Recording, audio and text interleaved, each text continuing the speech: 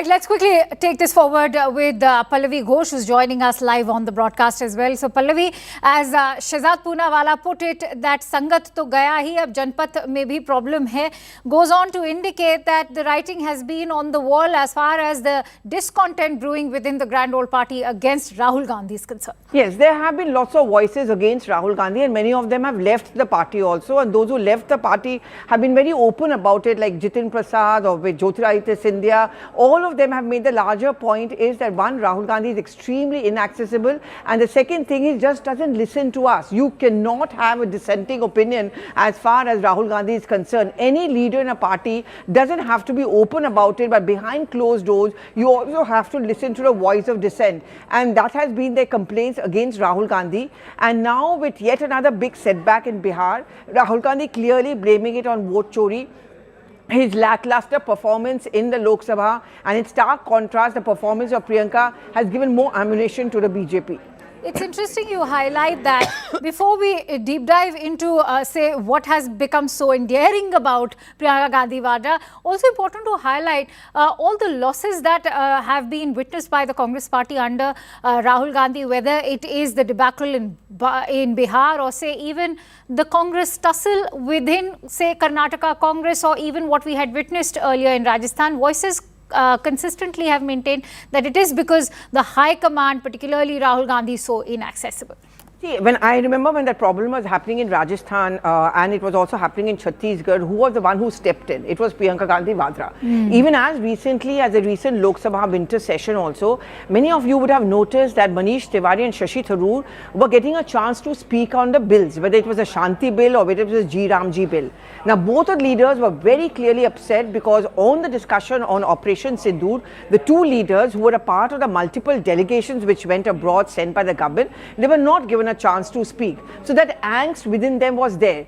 So how come they ended up speaking in the winter session? That is where Priyanka's role comes in. She told behind closed doors that these are our leaders. Why should we hand them over on a platter to the BJP, giving them an issue against us? Let's co-opt our own leaders back and give them a chance to speak so that the dust settles on this issue that we are trying to sideline them, and let's use them. That is what political savviness or sense is all about. That is where I find a similarity between her and her mother Sonia Gandhi, because Mrs. Gandhi was known to be able to keep a very difficult coalition together and a confused Congress party together only because she believed that everyone needs to be taken along. Rahul Gandhi's style of politics is very different, Akanksha. It is Akla Cholo Re, I, me, myself, my way or the highway. He has a very close group of coterie of his who he only listens to, he meets up with them, and no one else gets a chance to speak. Stay with me, Pallavi. I'm also joined in by BJP's Shehzad Poonawala on the phone line. Shehzad, Pallavi making a very valid point too with there, saying that Rahul Gandhi has a very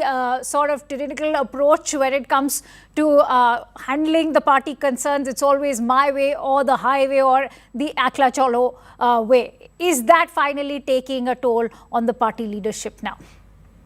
See, Akansha, I can say one thing, that Rahul Gandhi lost 95 elections, so he has no Janmat. Then we are seeing Omar Abdullah, National Conference, all the other allied partners, they are expressing no confidence in Rahul, so he has no Sangat. And now even Janpat, that means Priyanka, Robert, Imran Masood and Congress leaders, they are also abandoning Rahul. So na Janpat hai, na Sangat hai, na Janmat hai. All of these have escaped from Rahul because Rahul Gandhi ke paas keval Soros hai. Rahul Gandhi uses Soros's lines, bashes Bharat in Berlin, and now even his own people are feeling uncomfortable with him. And this is not just Imran Masood and Robert Vadra, etc. Mohammad Mukim last week had said, Rahul ko hatao, Priyanka lao. So they, in fact, removed Mohammad Mukim only from the party. So this is the way that people are saying that Rahul mein koi bharosa nahi bacha. But then, I don't think that anything much will happen because Rahul Gandhi will never cede his position to anybody else. He's an entitled dynast and he won't even make way for his sister. Respond to all of those who say, many within the BJP also say that she's a more popular figure who cuts across party lines. One, something that was also observed during the Tea Party that happened. She was the only one representing as far as the seniority within her party is concerned. This when her brother was very much in Germany. No, see, when one student is failing continuously, so the other student who passes by getting 35 marks looks like a very big upgrade. But in reality, the choice is between two Nepo kids. And whatever it maybe it is Congress's decision. They are a family-run party. But now, even in the family-run party, it is very clear that the son will have preference, the daughter will not. And therefore, Priyanka Vadra, whenever she gets an occasion, she may make a mark because it's easy to make a mark against Rahul. But will the Congress party and particularly Sonia Gandhi accept Priyanka? Will Rahul Gandhi allow Priyanka? That is the question. So I think it is only a patriarchal system where the son can go ahead but the daughter cannot. And when we look at this, the voices of dissent coming against Rahul Gandhi, whether it is Imran Masood or many others who've also submitted their resignations, and in their resignations they've said that Rahul is inaccessible and we clearly prefer working with Priyanka ji to say Rahul Gandhi. What do you make of that kind of anger within the party? No, see, Rahul Gandhi has always been cut off from reality. He is in delusion, he lives in denial, and he is disconnected. And therefore, people cannot connect with him, whether it's the party workers, whether it's the party leaders, or whether it's the Janta. But unfortunately, Rahul Gandhi constantly has been placed in that position because his mother and the family-run party does not want to make any changes. Therefore, they don't have any normal leader who can take over. And therefore, Rahul Gandhi will continue to be in that position and people will have to resign because Rahul Gandhi will not tolerate anybody else who has their loyalty towards, say, Priyanka Vadra or to anybody else, or even who keeps party line above Parivarik line. Many thanks to you, Shahzad, for bringing us your precious insights over here on CNN News 18. With that, let's quickly shift focus over to the other story also that we've been tracking this hour. As Congress leader Rahul Gandhi, who is currently on a visit to Berlin, launched a sharp attack on Prime Minister Modi, claiming that the Prime Minister's vision for India will fail and has tremendous problems. Rahul Gandhi said that the vision would create massive tensions in India and make Indians fight with each other. While acknowledging Prime Minister Modi's popularity, Rahul Gandhi maintained that a large number of people do not agree with his ideology and the vision of India that he has in response. The BJP has, of course, hit back strongly, accusing Rahul Gandhi of meeting anti-India elements abroad and spreading lies and propaganda on foreign soil, calling his remarks an attempt to undermine India and its institutions. And now, while Rahul Gandhi slams the centre and its policy, Congress MP Shashi Tharoor, once again breaking ranks, lauds the progress in Bihar. Tharoor says, no question that the infrastructure is so much better that I had heard before. He added that the roads are better too. Listen in to the reactions. Our manufacturing is declining. It should actually be going on. A lot of us do not agree with his ideology. We do not agree with the vision of India that he has. We think that the vision will fail. We think that the vision has tremendous problems, will create massive tension in India, will make Indian people fight with each other. So we will fight it, right? And it's a clash between two visions of India. There is a wholesale capture of our institutional framework. When you look at our intelligence agencies, you look at the CBI, you look at the ED, they've been weaponized. Look at the number of cases that the ED and the CBI have against BJP people.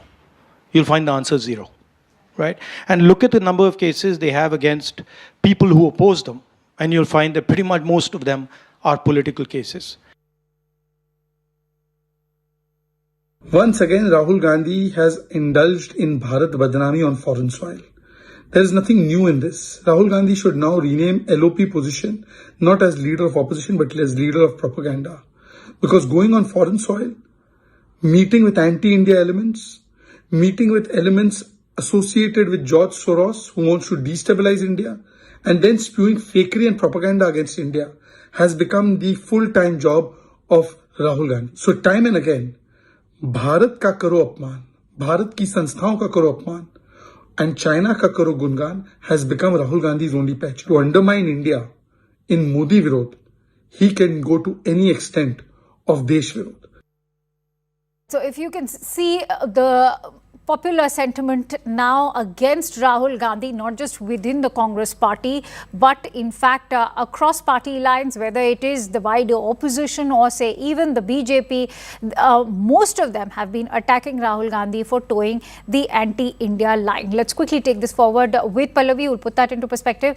Pallavi, when it comes to Rahul Gandhi's anti-India rhetoric, what's a pleasant surprise is that nobody joins that rhetoric, especially when it comes to the larger opposition as well. If you step back in time, remember when Donald Trump had called India a weak or failing economy and Rahul Gandhi had agreed with it, guess who did not agree with him? It was Shashi Tharoor. I remember we were right there at the Makar Zwar of Parliament. We had asked this question of Shashi Tharoor, and also at a public event he had laughed it off by saying that's not entirely true. And there were many voices in the government, in the Congress party, who actually disagreed with Rahul Gandhi, some very vocally and some of course in silence, because one, they understood that talking about India in a derogatory manner will actually put the Congress party on a bit of a back foot. And second, Rahul Gandhi had once again endorsed a point of view which was made not by an Indian but by the American president. That's the point which seems to be coming across once again. Shashi Tharoor was at the Nalanda University at an event. He appreciates the Nalanda University and the work which has been done there.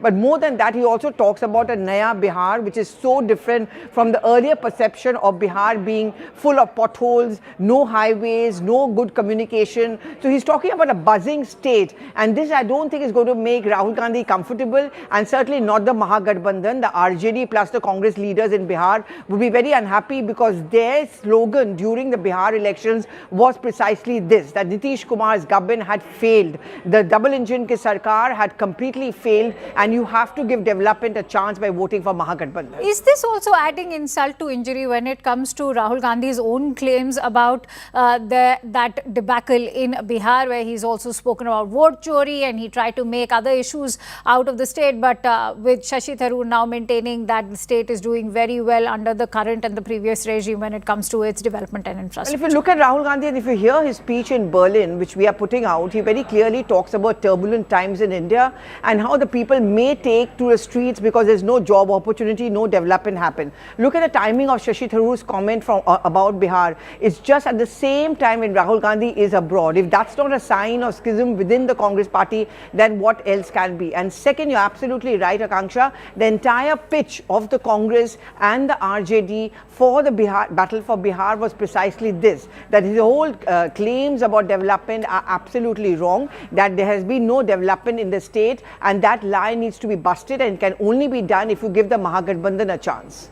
Attacking India's democratic institutions, that too from foreign soils, and accusing the ruling dispensation of taking over the institutional framework. How is this going to work out, say, for the overall polity? Because it's not a first that we've heard Rahul Gandhi make such anti-India remarks on foreign soil. And may not be the last one either. I mean, there's a long list of occasions when Rahul Gandhi has travelled to Switzerland, Sweden, UK, America, and even to Cairo. And in all those instances, he has kept on attacking the Congress, the government and the Prime Minister. And if you listen to a Q&A during Berlin interaction, there is someone who asked him this very clear question, that why were you not able to replicate the results of Karnataka in other states? He says, no, we did in Telangana and in Himachal, but I'm very sure, and I'm using Rahul Gandhi's words, we won in Haryana and Maharashtra, but we were shown as being defeated. That is because there has been vote chori. That is because the electoral system, the CBI and the ED have been weaponized against opponents. So there also he's projecting India as not being a democratic country. You're essentially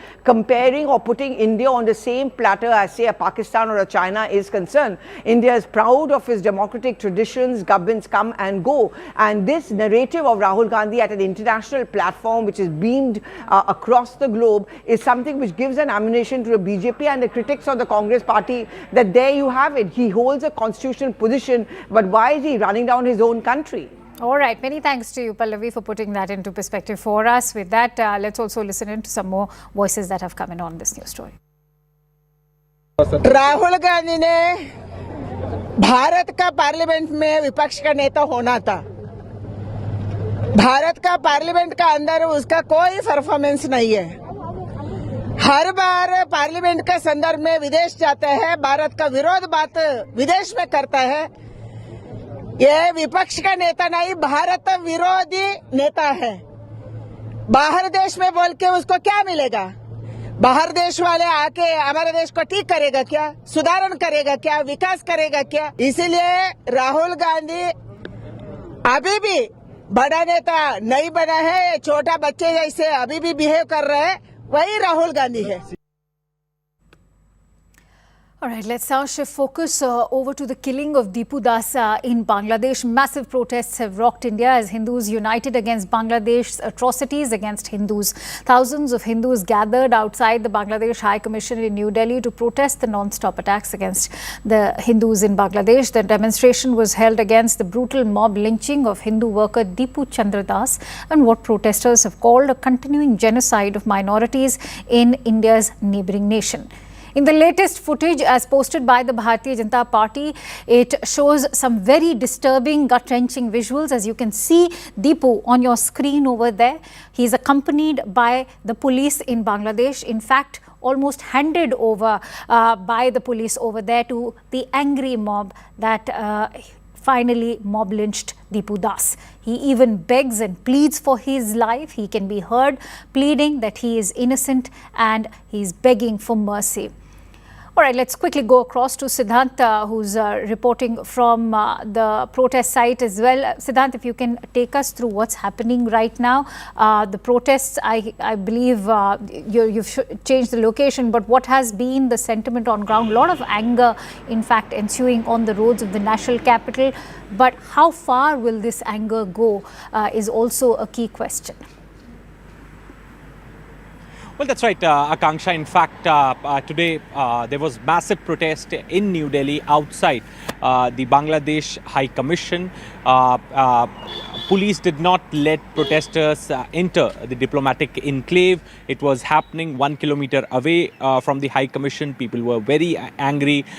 In fact, slogans condemning the Yunus government were raised, and it was this protest was to demand justice for Dipu Chandra Das and also justice in the other 2,000 cases of atrocities against minorities, Hindu minorities in Bangladesh. It was organized by VHP and Bajrang Dal, but there were many from the civil society and others also participated in the protest.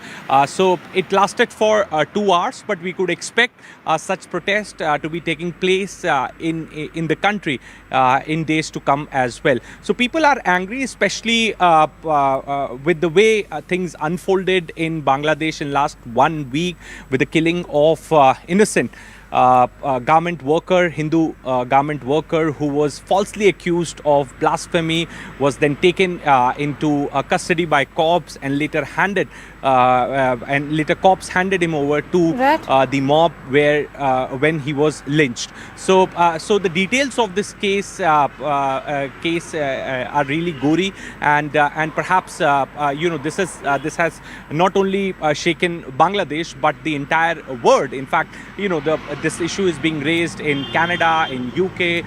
In fact, the Hindu organizations worldwide are now condemning this brutal killing. So, Siddhant, is this one mob lynching that is also exposing the hypocrisy of the Yunus regime, given that till yesterday the only statement that came out from their office was that this should not be treated in isolation and that they have arrested a few individuals. It's only coming across as a very lame action that they have in fact put out there only for the sake of lip service.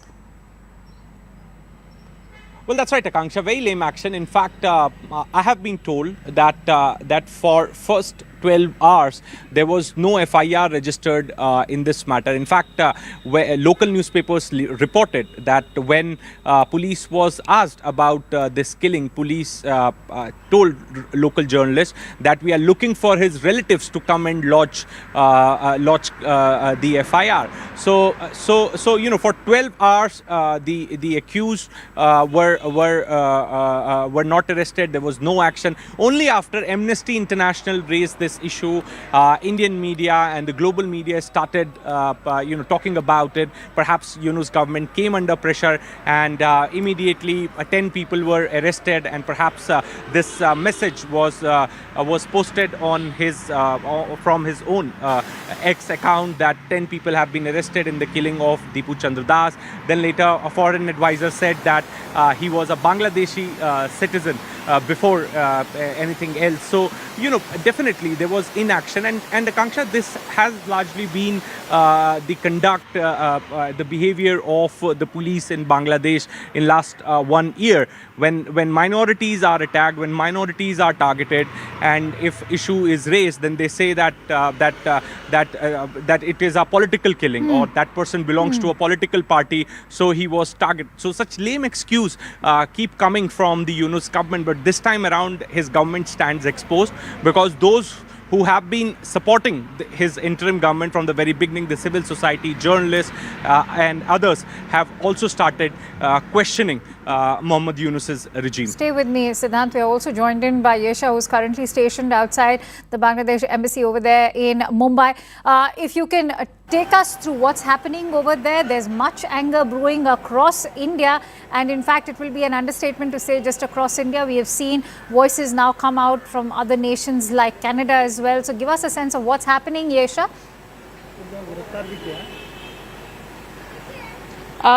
In fact, right behind me, like you've been saying, that not only across India but across the world is where there are protests that are taking place. The Vishwa Hindu Parishad is also expected to hold the protest right here outside the Bangladesh embassy in Mumbai.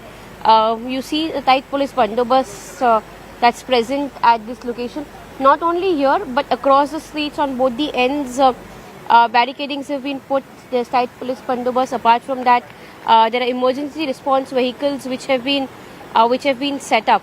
In fact, we'll show you the visuals down the street from here. In fact, when we speak of this entire area, if you walk almost a kilometer both ways from the Bangladesh embassy, similar to the barricading that was done in at Delhi this morning, is a situation in Mumbai as well. Mumbai police has also had a 3-layer barricading that they've put towards the road leading to the embassy, and there's one more layer of barricading on the other end of the street, wherein there's another exit from where people can in fact walk to the street. So that's where also there's a barricading that's been put forth. In fact, if we show you visuals from right across the street which leads towards Bangladesh embassy, all the vehicles also which are coming in right now, they are also being checked. Only limited vehicles are being allowed inside, and which is where this is the second layer of barricading that we can in fact show you, which has been put up by the Mumbai police right here. Stay with me, Yes. Let me quickly go back to Siddhant as well. So Siddhant, the Ministry of External Affairs was also quick in issuing that démarche for the kind of anti-rhetoric we had seen just days ago. The spokesperson has also condemned the killing of Dipu Das. But so far, what is it that you're learning from your sources within the ministry? How is India going to take this forward, given that Dipu's family, while speaking to CNN News 18, has expressed hopes that the Indian government will ensure a safe passage for them back to India? Well, yes, that's right, Akanksha. In fact, as far as Indian government's position is concerned, from the very beginning, Indian government has been saying this.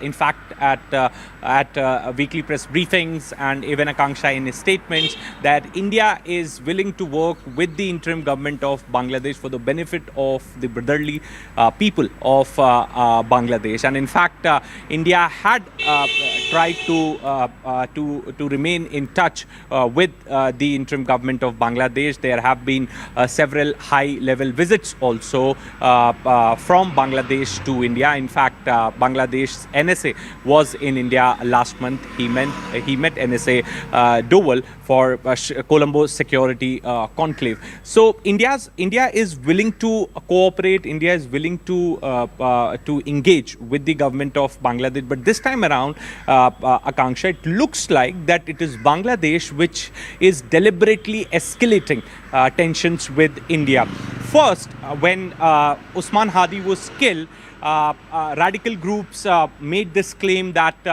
the shooter of Usman Hadi, one of the shooters of Usman Hadi escaped to India. Now, without getting this claim investigated, Bangladeshi government also believed and perhaps sought India's assistance and brought India into the picture, which resulted in fueling of anti-India narrative in the society, and which led to protest, violence, etc. Now you see, Akanksha, after a week's time, we have three people saying telling three different stories. Police officer is saying we have no evidence of the shooter escaping to India. Home advisor is saying we have no information about his location. BNP is alleging that the shooter of Usman Hadi had links with Jamaat-e-Islami. So it looks like the deliberately interim government is trying to escalate tensions with India. We don't know whether it is for a political reason or perhaps they just want to be seen favoring the radical groups, the students group. So they take such decisions, such steps. But definitely, as far as Usman Hadi's killing is concerned, Yunus government is on the back foot. And lastly, Akanksha, yesterday they reached out to United States. In fact, Mohammed Yunus spoke to Ambassador designate to India, Sergio Gore. In fact, he complained about Sheikh Hasina, that how Sheikh Hasina, without taking her name, that is what the press release says, that Sheikh Hasina is spending millions of dollars to destabilize Bangladesh, etc., etc. So he is doing all he can do in his capacity to blame India, to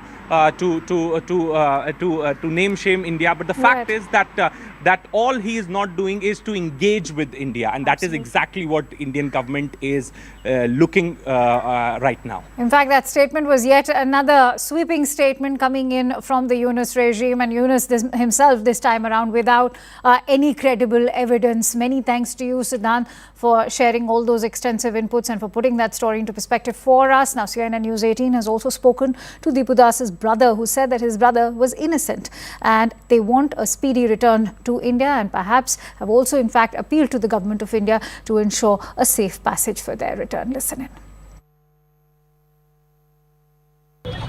আপনি কখন জানতে পারলেন কি আপনার ভাইয়ের সাথে এরকম হয়েছে? আমার একদিন জানতে পারছি যে এটা হয়েছে, মনে করো এটা হয়েছে 7 তারিখে আমার ভাইয়ের বন্ধু আসছিল,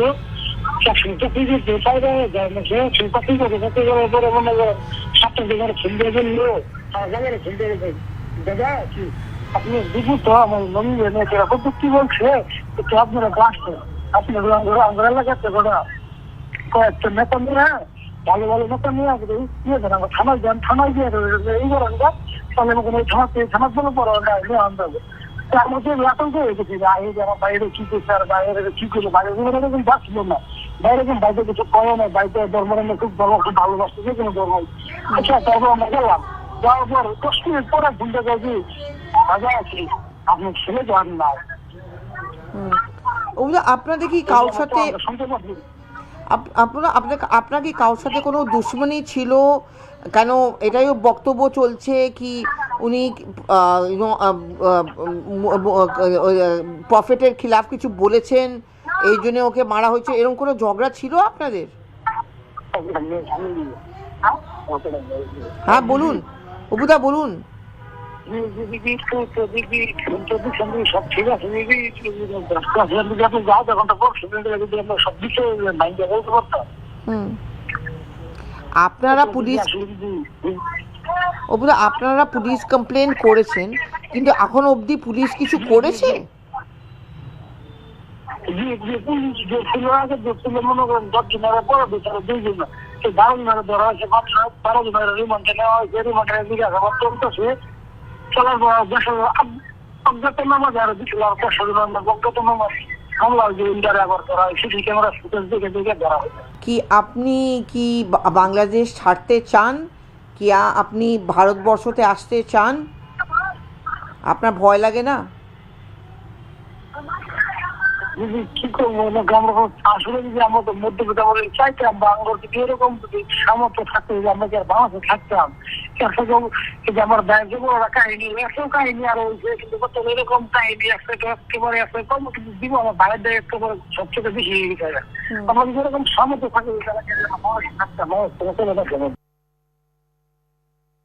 है कितना गुस्सा जो हिंदू के खिलाफ वहाँ पे एट्रोसिटीज बांग्लादेश में हो रही है। बिल्कुल जंग होना चाहिए, जंग होना चाहिए, उनको निकाला चाहिए बात। जुल्म हो रहा है वहाँ और थोड़ी सी क्लास है हिंदुओं की वहाँ पर, उनको मारते हैं, मतलब पीटते हैं, जलाते हैं, गोलियों से भून देते हैं। वो बेचारे निहत्थे हैं, वो लोकल लोग हैं और वो इस्लामी कंट्री के कुछ उनको मिला होगा सपोर्ट कि ऐसे हिंदुओं को जहाँ से भगाओ और जहाँ इस्लामी कंट्री बनाओ। उनको याद होना चाहिए कि ये बांग्लादेश हिंदुस्तान ने ही याद कराया था, वो भूल गए वो लोग और मार धाड़ कर रहे हैं जो गलत है। उनको पूरी प्रोटेक्शन दी जाए। अभी हम एक सिंबॉलिक जो है प्रोटेस्ट कर रहे हैं। जैसे आपने देखा कुछ दिनों में वहाँ पे हत्याएं हो रही हैं, बच्चों की हत्याएं हो रही हैं। एक नौजवान को पेड़ से लटका के उन्होंने जिंदा जला दिया। तो ये इंसानियत नहीं है, ये इनह्यूमन है। वो मोदी जी को हम यहाँ से संदेश भेजते हैं कि हम मोदी जी के साथ हैं, जो कार्रवाई करनी आप करिए, पूरा देश खड़ा होके आपके साथ रहेगा। लेकिन अगर हिंदुओं के ऊपर अत्याचार बंद नहीं किया तो इसका और All right, getting in breaking inputs, shifting focus now. There's a big relief for former BJP MLA Kuldeep Singh Sengar. This is with regards to the Unnao rape case. What we are learning is that there's major relief now that Kuldeep Singh Sengar has in fact been given relief as far as the Unnao rape case is concerned. But this is the latest that's coming in. Let's quickly go across to Ananya. Ananya, what information can you share with us? What have been the grounds for this relief? Well, absolutely. In fact, this is in fact an appeal that was filed. In fact, a plea that was filed by the UP government before, in fact, the fast track court in Suratpur, here in Greater Noida, with regards to a class seeking withdrawal of charges against the accused persons. However, the court has now turned down this petition that was filed by the Uttar Pradesh government and has very categorically stated that there was no merit in the matter, and hence the trial in this case would actually continue. A day-to-day hearing in this case would actually begin from the 6th of January. And this is exactly what has transpired in the court as far as the Clark lynching case is concerned. So very clearly at this juncture, the court did not feel there is a need to withdraw the charges, and the trial could actually commence in this particular case. And when you're saying that the trial will now commence in this case, what is it that is now in fact working against Kuldeep Singh Sengar at the moment? Is this going to now stretch further? All right, we seem to have lost that. All right, let me quickly go across to Abha Singh, who's on the phone line with me. Ms. Singh, how do you respond to the relief coming now for Kuldeep Singh Sengar? What's your assessment of this? You know, Kuldeep Singh Sengar's case was he went behind bars for rape, and the accused had also tried to burn herself, if I remember, and there was a huge outcry. And now, if High Court has stayed it, there must be some new facts which have come. In fact, the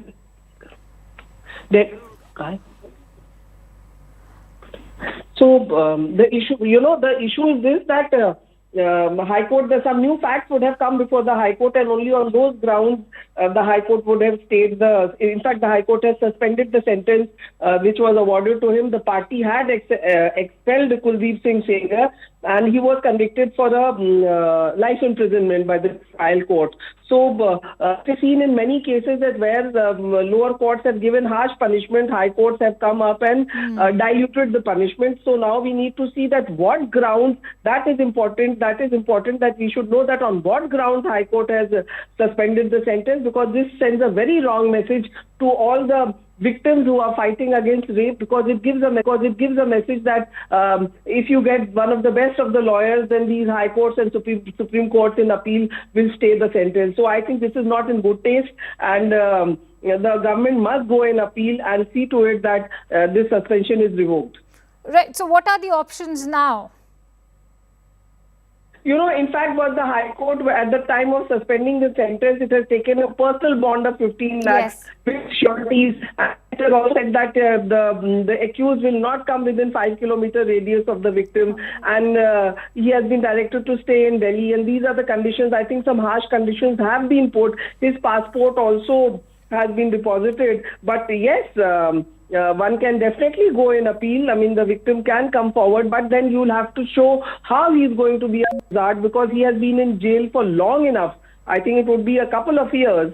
So if the victim wants to move for the cancellation, she will have to give reasons to show that why his suspension should be revoked. And you're looking at justice for a minor who was raped back in 2017. It almost seems that the minor has not been delivered justice, even if it doesn't have to be Sengar's case. But then what happens to her fight for justice? That too, one that goes all the way back to 2017? Exactly. In fact, if you remember, Sengar was convicted for raping the victim and for murdering her father. We cannot forget that it was on the instance of this MLA that the father was arrested on very small charges. In fact, I would say they were fake charges, and he was killed. He was beaten so brutally inside the jail that he died. So we have to keep that also in mind, that Sengar not only is accused of rape, he was convicted of rape, but also murdering the father. So I think in that condition, suspending his conviction is really in bad taste.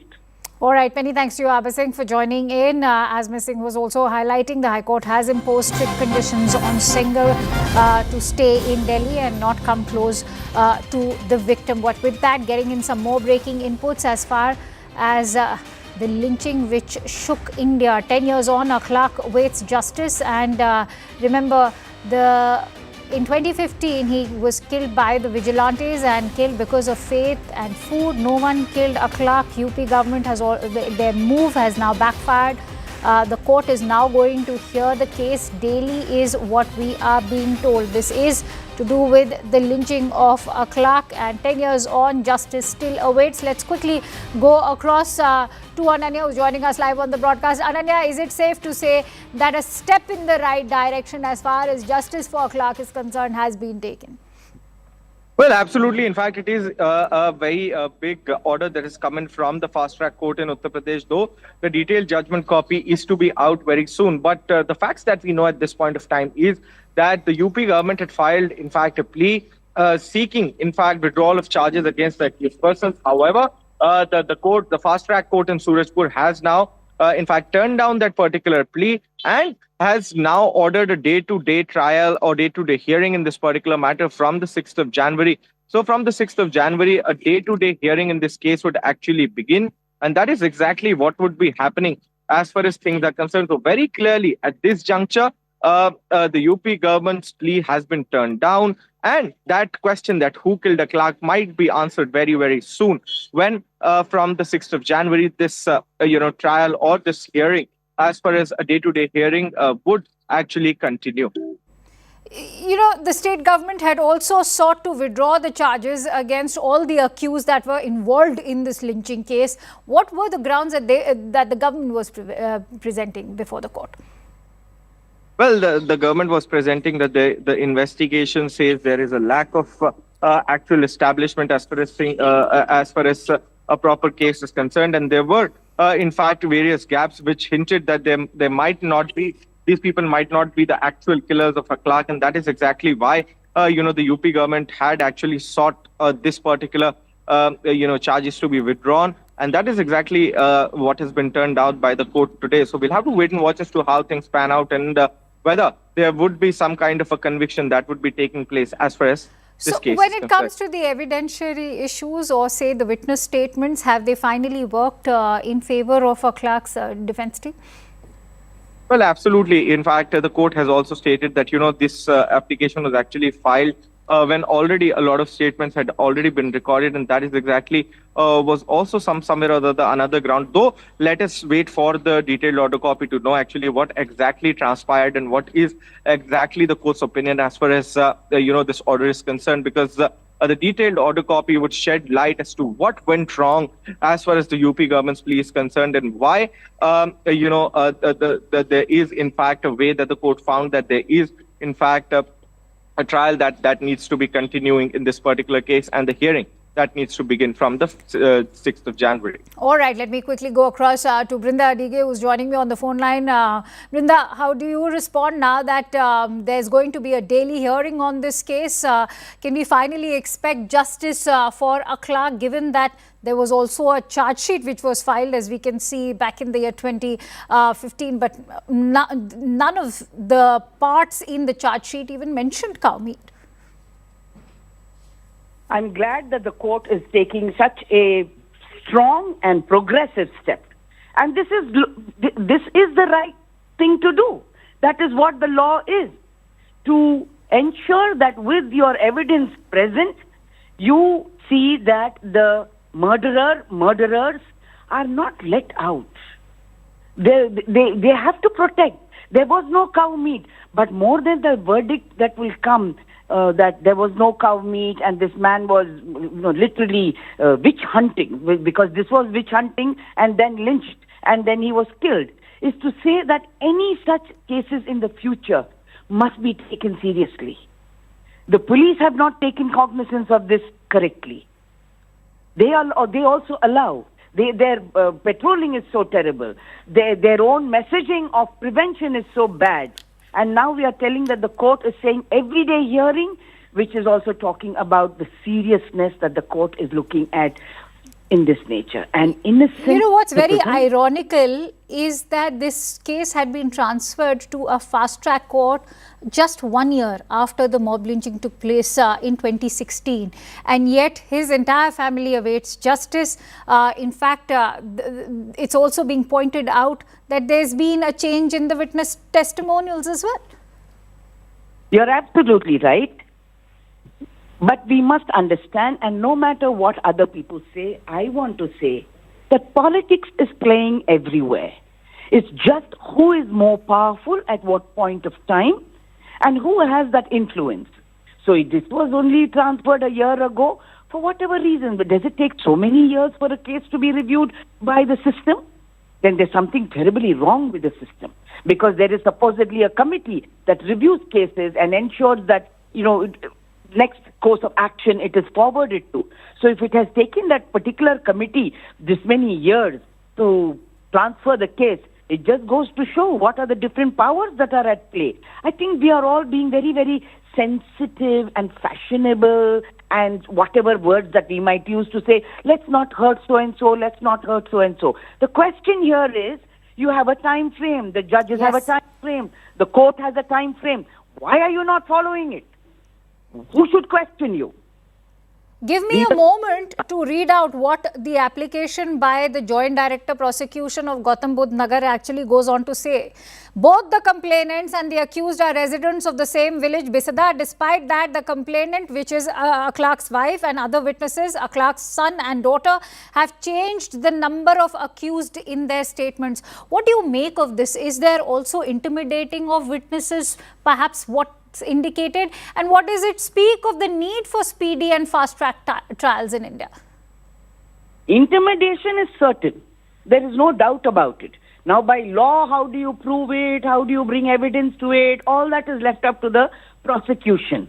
But it also shows that there is impunity. Because if this person has gone ahead to do all these things over there, it shows that the person is unafraid of the law. There is no fear of law. And now that the case has come up here for everyday hearing, we do hope that the police is extending that protection they must to the rest of the family. Because the police cannot wash off its hands and say, I did not know about it, court did not tell me about it. It's the job of the police, it's common sense. What's interesting, Brinda, that the court has rejected the plea, saying that it's a frivolous plea by the government to, in fact, close the case. So how do you respond to that when you say that there is also politicization involved when one has to go and seek justice? We want to bring the culprit to justice. Because if you don't bring the culprit to justice, the court then just is a farce. And if you talk, and if the court says it's a frivolous plea, then I think we need to look at it seriously. The court, the prosecution has to look at it seriously and say, why do you think that it is a frivolous plea? And put that out in bold letters so that the messaging that goes across from the court is strong to others out there who think that they can get away with all of this. On the issue of witness intimidation, do you think that the governments or the courts are also perhaps failing to ensure that the witnesses are safe and secure and that intimidation doesn't take place? Of course. That is what I said. If there was that intimidation, yes, it was there, then the impunity that the police is not going to do anything to me, the court will not do anything to me. So both of them are equally responsible. Because if they were really clear about what the case is and extend that preventive measure to protect the witnesses, the person would not have gone ahead for intimidation. But the guy, because he's in the same village, a lot of it also depends on his or her social status in the village and their political patronage. All right. And that's how the impunity steps in. Many thanks to you, Vrinda, for sharing all those extensive, valuable insights with us here on CNN News 18. Quickly shifting focus over to some more breaking inputs coming in with regards to the killing of Usman Hadi in Bangladesh. Islamists have been given a free run. It's certainly time up for the Yunus government because remember they had been given a 24-hour deadline. That ultimatum to find Hadi's killers has finally ended and Islamists are now threatening Inqilab Moncha, which is the student Hadi hailed from. Hadi's sister, remember, is already spewing venom against the hardliners, more importantly, even against India. And let's also listen in to what's happening.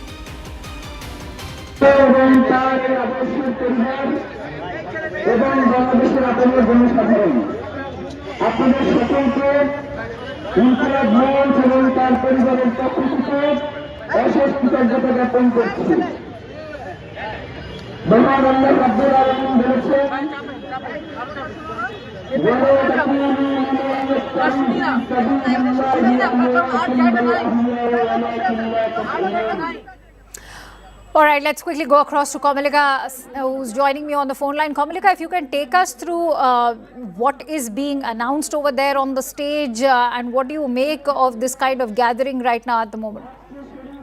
Ultimatum was given by this Inqilab Munch, and that is the reason for which they are doing the protest out there. They has been very violent for the couple of days, and their demand was to find out the killer of Usman Hadi. Now the point is, and they gave an ultimatum that the Home Minister otherwise should resign. That has not happened. Their ultimatum has not worked out. The Home Minister has stated that he is finding out, his police is finding out the killer of Usman Hadi. But what is also important is there is a very strong, huge anti-Indian state sentiment that's there in this people who are there in Shabak, and specifically this Inqilab Munch is that munch which is where Usman Hadi was the leader. So definitely this is something, a continuous pressure that this type of fundamentalist group is trying to put on the government.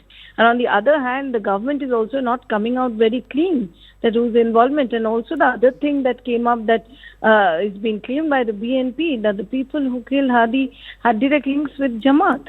So all these things, clarity, the Yunus government is not giving any clarity. Okay. Time and again, without any reason, they are calling up Indian people, which has no absolutely base. So these are certain things which is there, but this fundamentalist group, they are absolutely trying to put pressure on Yunus government. That's quite clear.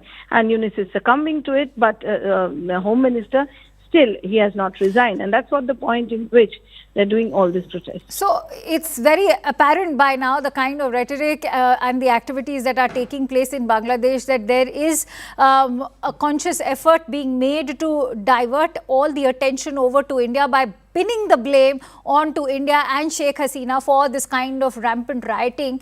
But take us through the kind of counter claims that have just now come out from the Yunus regime, which have clearly admitted that there's no evidence backing the claims that the killer is in India. Yes, absolutely. There where, we can relate it with we can relate it with Pakistan also. Pakistan also claimed a lot of things, if you remember, during Operation Sindoor, where they felt that they have seen that in social media. So, probably in the right connect, same thing is happening in Bangladesh. some of the people are claiming certain things which does not have any base, which does not have any evidence to substantiate their claims. And then with that, there is an entire protest going on, entire unrest going on. People are being heckled, Indian High Commission being attacked. So definitely, then they are coming up with a statement. Even in case of this Dipu Das, if you see that the police came out and said that whatever been allegation was against this guy, there is no such things on ground. So what actually they are doing, it is absolutely an anarchy, and the government is absolutely not in control. They are unable to control anything, and that's what the fundamentalists are. Many thanks to Kamalika for bringing us those inputs. I'm sorry, I'll have to interrupt you there because I'm also joined in by Sami Al-Mehdi, who's joining us live on the broadcast from Dhaka. Sami, if you can give us a better understanding of what's the anger like within, say, Inqilab Mancha right now as we hear that announcement being made. If you can also share with us what is the sentiment within Inqilab Mancha, given that the government has already crossed.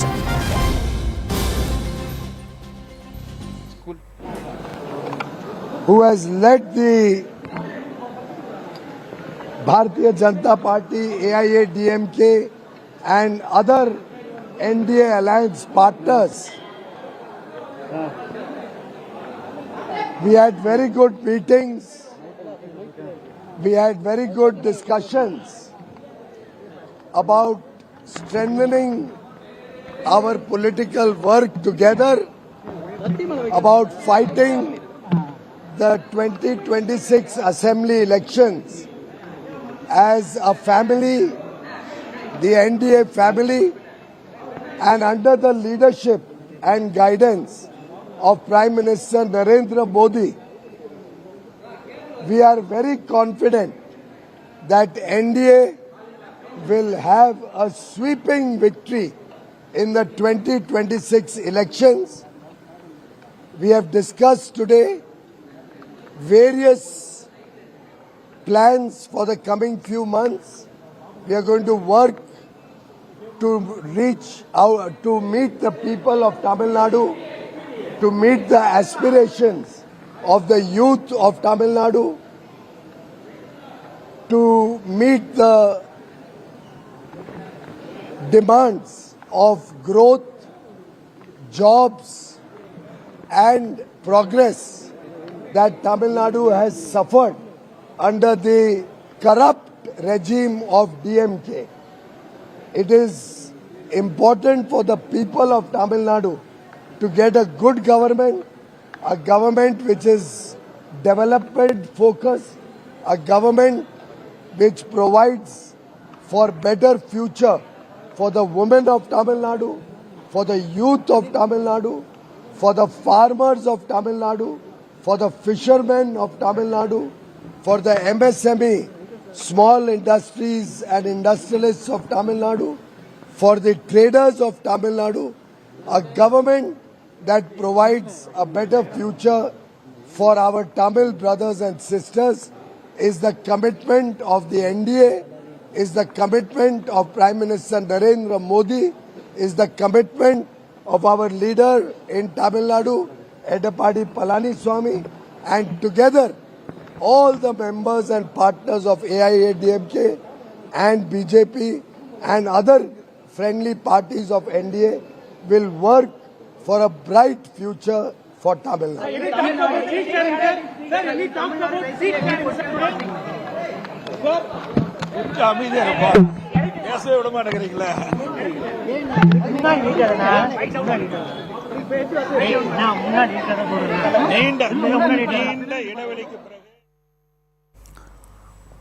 Right. So, in that mark of strength, in fact, Piyush Goyal going on to hail EPS in that meet, also saying that Prime Minister Modi is extremely dedicated to the issues of Tamil Nadu. That also includes the farewell of the farmers and the fishermen as well. That's all I have for you in this broadcast. Thank you so much for watching. News and updates continue on the other side.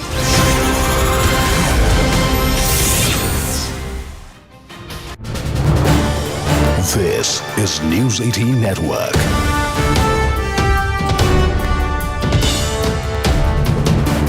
India's largest news network. Now, let's just cut across to the protest that we were bringing you the visuals of earlier. We are getting more dramatic visuals. People there, you can see, absolutely enraged by what is happening in Bangladesh right now. The reports of atrocities against Hindus in Bangladesh, people out on the streets, enraged by Mohammed Yunus Mohammed Yunus's silence on this entire matter. This is in the aftermath of the lynching of Dipu Das in Bangladesh. The man who was lynched on false allegations, were given to understand, of blasphemy. For more on this, we have Akash with us, who's been bringing us all the updates from these protests. Akash, what is going on right now? The protests seem to be spiraling out of control there. What can you tell us? Oh yes, I'm showing you the visuals right now from the St. Martin Marg, just a 500 meters short of the Bangladesh High Commission. The police, in fact, are struggling to, maintain the second layer of barricading, and protesters, are somewhere trying to climb on these barricades, and they are trying to move ahead and, in fact, want to go towards Bangladesh High Commission. Vijay Rajesh Bharadwaj giving you these shots where you can see, in fact, the heavy police deployment and also the barricades where protesters are somewhere trying to convince the police personnel that they want to somewhere protest and register their protest, and that's the only intention. However, police is very clear that they won't let them ahead. In fact, we have the third layer of barricading as well. And I'm showing you the visuals that how police personnel are trying it very difficult to, in fact, maintain the second layer of barricading. Rajesh Bharadwaj also giving you the shots of the DTC bus that has been placed here to obstruct the particular traffic, also because of the fact that these are large in number. These protesters are large in number, and it is really becoming difficult for the Delhi police right now, but they are somewhere maintaining the second layer of barricading, and in fact there is a third layer of barricading.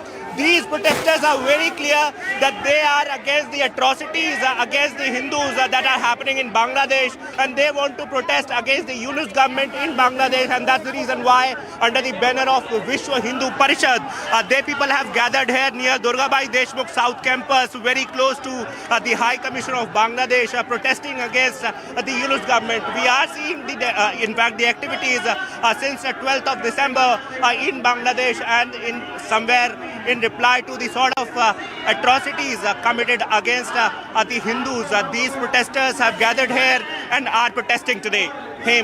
Right, we also have with us Siddhant Mishra. Siddhant, there we can see the visuals on our screens right now, dramatic visuals. Scuffles have broken out, it appears, between the protesters and the police personnel there. They are trying to barricade that area and stop the protesters from reaching the Bangladesh High Commission. Siddhant, what can you tell us? Well, that's right. So protesters have broken the first layer of barricade, and in fact they marched 50 meters ahead towards the Bangladesh High Commission. In fact, I am reporting from this side of the road, and you could see the sea of people right there and being stopped by cops at the barricade. In fact, they did manage to break the second layer of the barricade, but immediately senior officials, cops intervened, and the barricades were again placed here. The protesters were requested by cops to move behind, and now the announcement is being made by Delhi police to stop here. They are requesting the protesters not to march ahead. Now, High Commission is more than 700 meters away from this place where protesters are protesting. There has been 3 to 4 layers of barricading, arranged by Delhi police on the route to Bangladesh High Commission, and they have still not entered the diplomatic enclave. So this time around, police will not let the protesters enter the diplomatic enclave. This is the last barricade where they have been stopped outside the diplomatic enclave. So once they did try to break this barricade, in fact it was broken also, but immediately senior officials intervened, and police personnel are present here in large. Good evening and a warm welcome. You're watching CNN News 18 with me, Priha Atul. Let's begin with the headlines. Congress MP Imran Masood bats for Priyanka Gandhi as Prime Minister, says she has the potential. BJP MOC says no faith in Rahul Gandhi.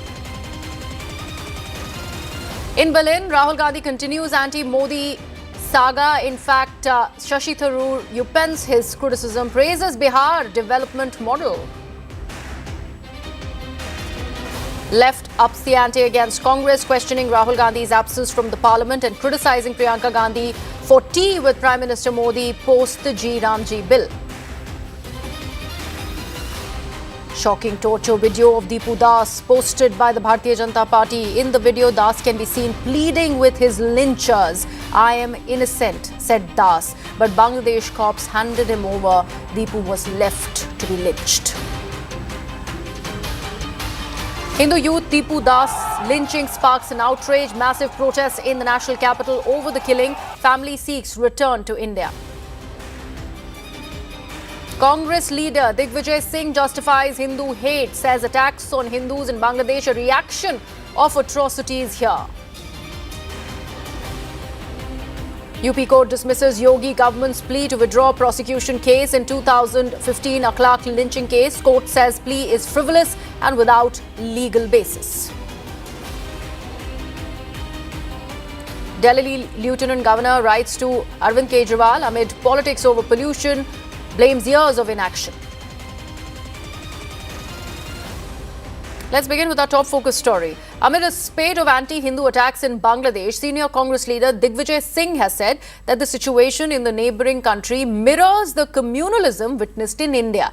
Singh said that communal and radical elements target minorities in India as well, adding that a similar reaction is now being seen in Bangladesh. He's also said that the violence against minorities must be condemned and called for Mohammad Yunus to act decisively.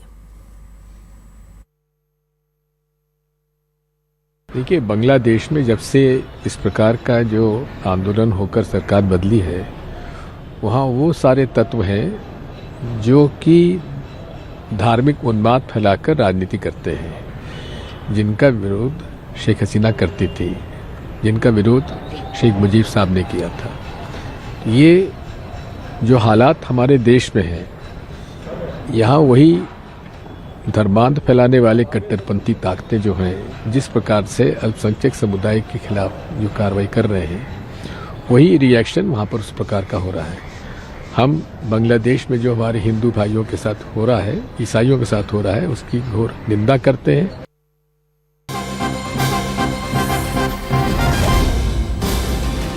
More updates, more reactions coming in. Congress's Rashid Alvi is now gone on to back Digvijay Singh's remark. He says what is happening in Bangladesh is a mirror image of what is happening in India.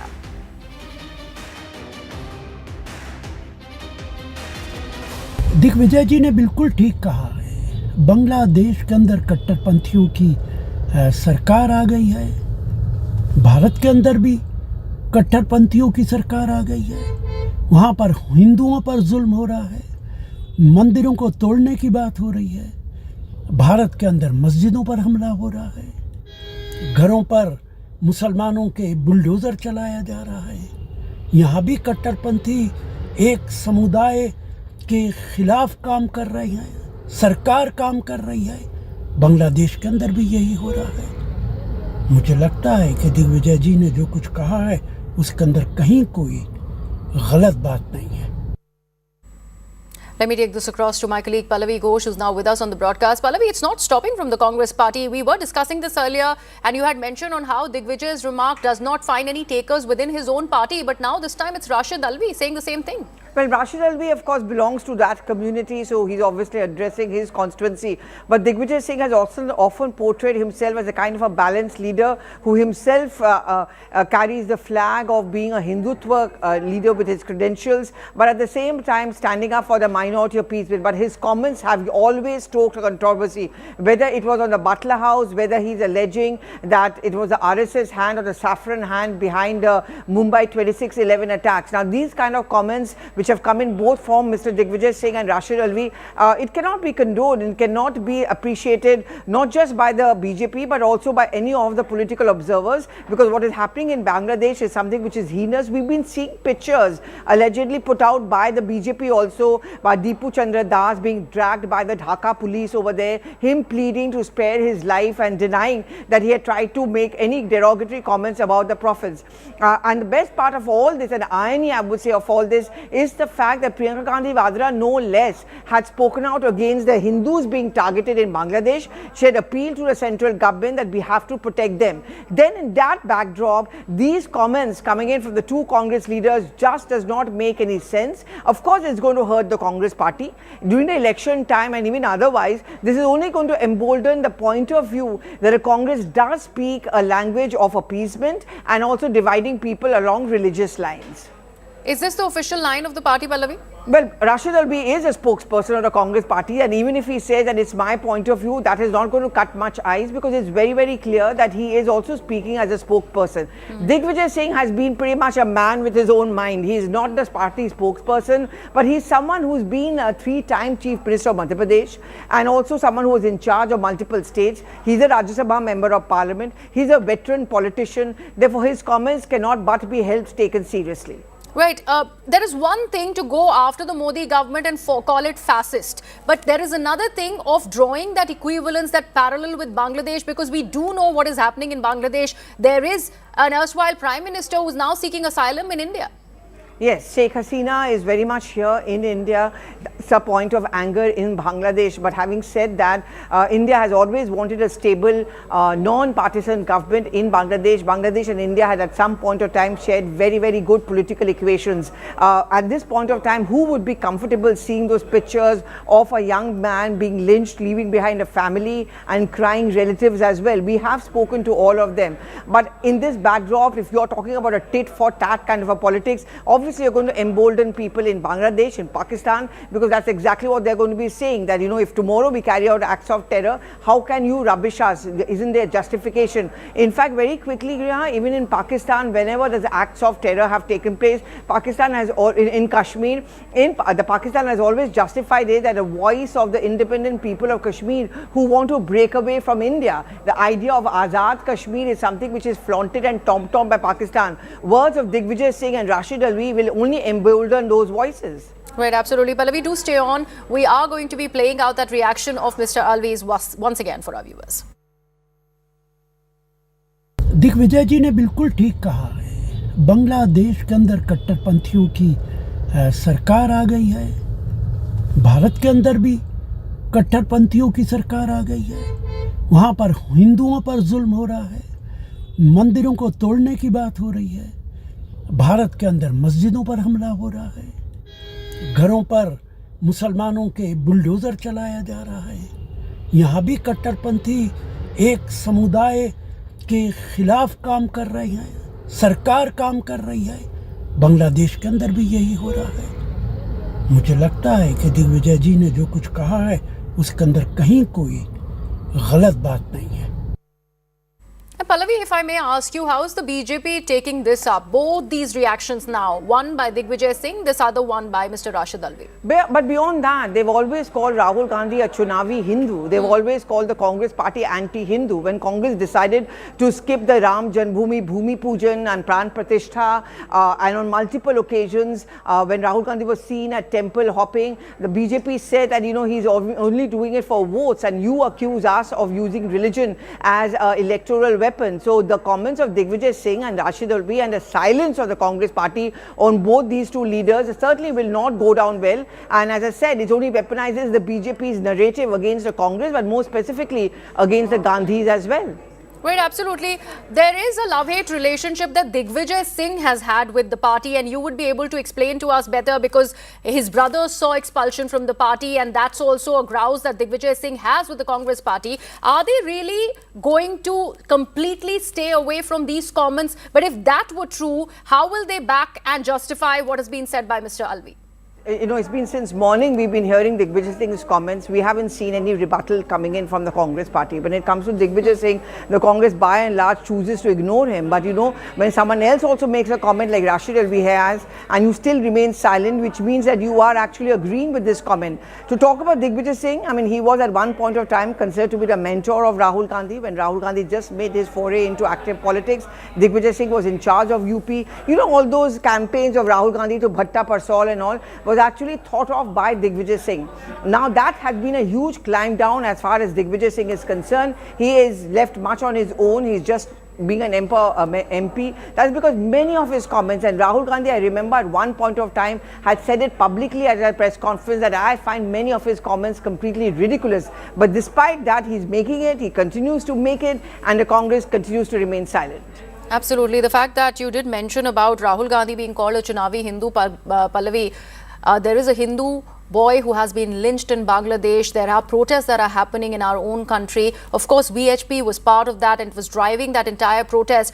But in the face of all this, we do see these comments coming in from senior leaders of the Congress. Speaks volumes about which way is the politicking really going. Do stay on, Pallavi. Let's talk further about this lynching that's been reported out of Bangladesh. With every passing day, a new revelation is surfacing about slain Hindu Dipu Chandra Das's lynching. Fresh video of him now has emerged. It shows Das pleading for help, asking the Bangladesh cops to help him. He's constantly saying that he did not insult anyone, but nobody, absolutely nobody, came to help him. The mob beat him to death, lynched him brutally. These revelations have sent shockwaves across the globe. In India, there's a wave calling for justice for Dipu. Massive protests have rocked India as Hindus have united against Bangladesh atrocities. Thousands of Hindus have gathered outside the Bangladesh High Commission in New Delhi to protest the non-stop attacks against Hindus in Bangladesh.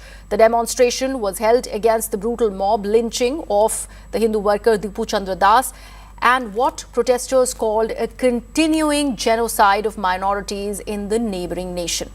In the latest footage, as has been posted by the Bharatiya Janata Party, the shows cops handing over Dipu Chandra Das to the angry mob even as he begged and pleaded that he is innocent. আপনি কখন জানতে পারলেন কি আপনার ভাইয়ের সাথে এরকম হয়েছে?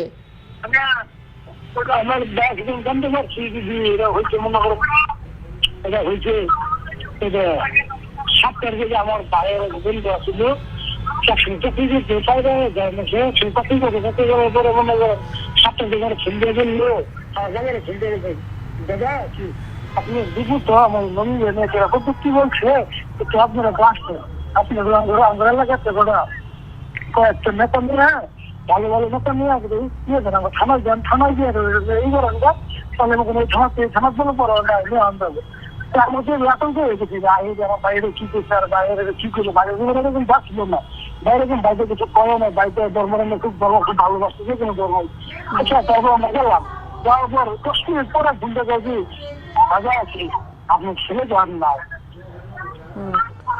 আপনাদের কি কারোর সাথে আপনার কি কারোর সাথে কোনো দুশ্মনী ছিল কেন এটাই বক্তব্য চলছে কি উনি প্রফেটের খিলাফ কিছু বলেছেন এই জন্য ওকে মারা হয়েছে এরকম কোনো ঝগড়া ছিল আপনাদের? হ্যাঁ বলুন অবুদা বলুন। সব ঠিক আছে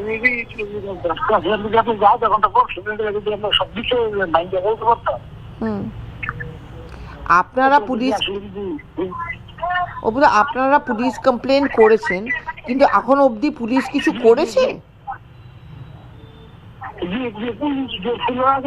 মনে করেন 10 জনের পরে বিচারে 2 জন দারুণ মেরে ধরা হয়েছে 12 জনের রিমান্ডে নেওয়া হয়েছে রিমান্ডে জিজ্ঞাসাবাদ চলতেছে চলার পর অজ্ঞাত নামাজ আর দিচ্ছিল 500 জনের অজ্ঞাত নামাজ হামলা যে ইন্ডিয়ারে আবার করা হয় সিসি ক্যামেরা ফুটেজ দেখে ধরা হয়েছে। কি আপনি কি বাংলাদেশ ছাড়তে চান কি আপনি ভারতবর্ষতে আসতে চান? আপনার ভয় লাগে না?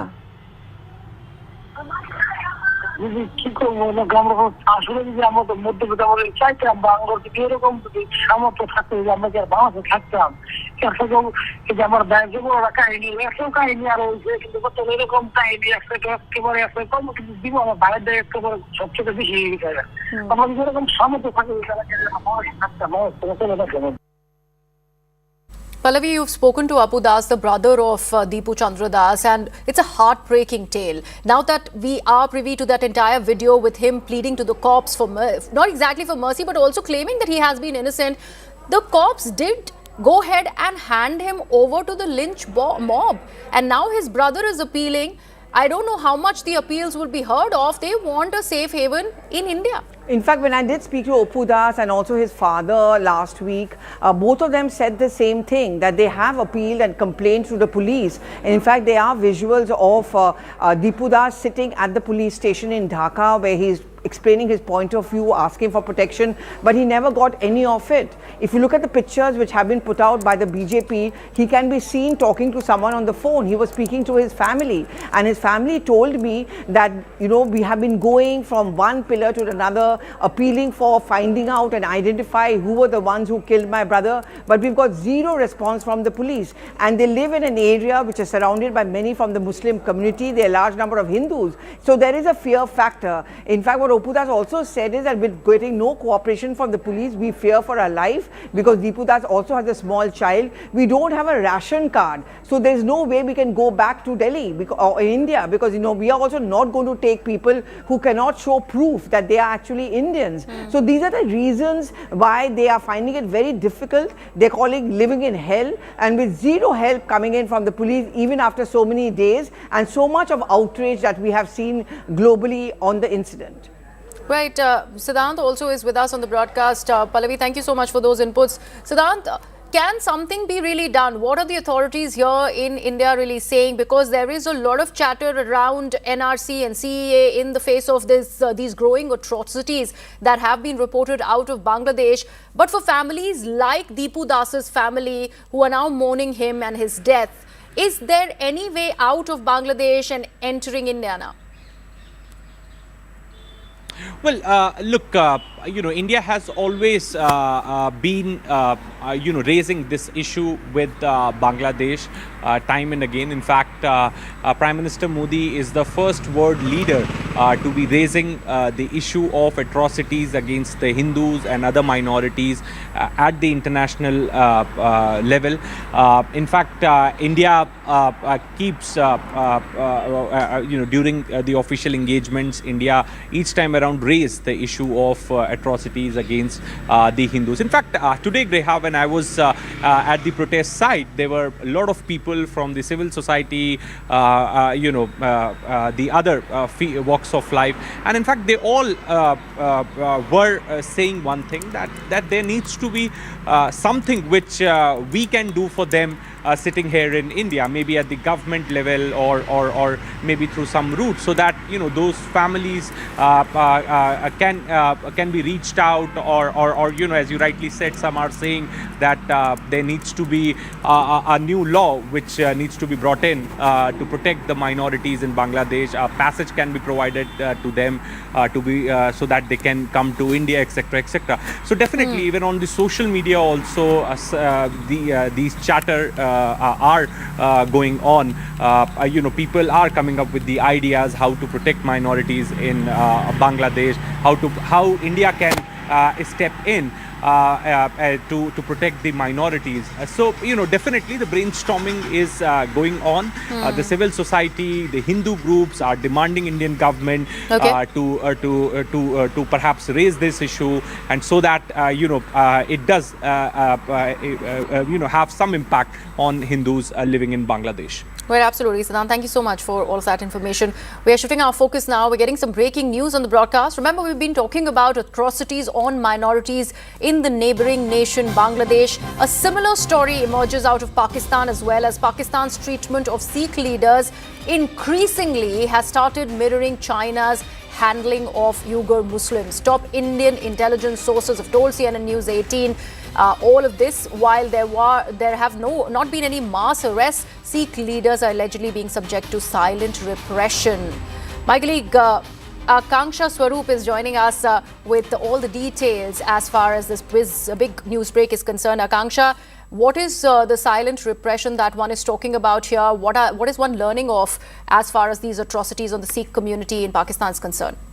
Right. So these are inputs shared by Manoj Gupta, Security Affairs Editor, and the Sikh leader you can see on the screen is Gopal Singh Chawla. He was also the chairman of the Punjabi Sikh Sangat, which is now also shut down. He has worked very closely with Hafiz Saeed in Punjab, as you can see in those pictures flashing on the screen, and pictures also coming in from the public domain. He's currently being kept under house arrest. Pakistan authorities say he has debt threats from India, and for this very reason he has been confined. We all know that this is a diversionary tactic, because that is not the actual reason. According to Indian intelligence sources, ISI knew any Sikh arrest will backfire in this extremely volatile climate, as we all know what's happening across the Durand line as well. But confinement, it does not require any formal paperwork, Griha, and it does not require any judicial scrutiny. Henceforth, they have placed Gopal Singh Chawla in a house arrest. And sources close to Chawla say ISI is mistreating Sikhs in Pakistan just like the way Uyghurs are mistreated in Xinjiang by China. In fact, his car sale purchase showroom is shut down. He's not practicing homeopathy medical practice now. This is what he used to do earlier.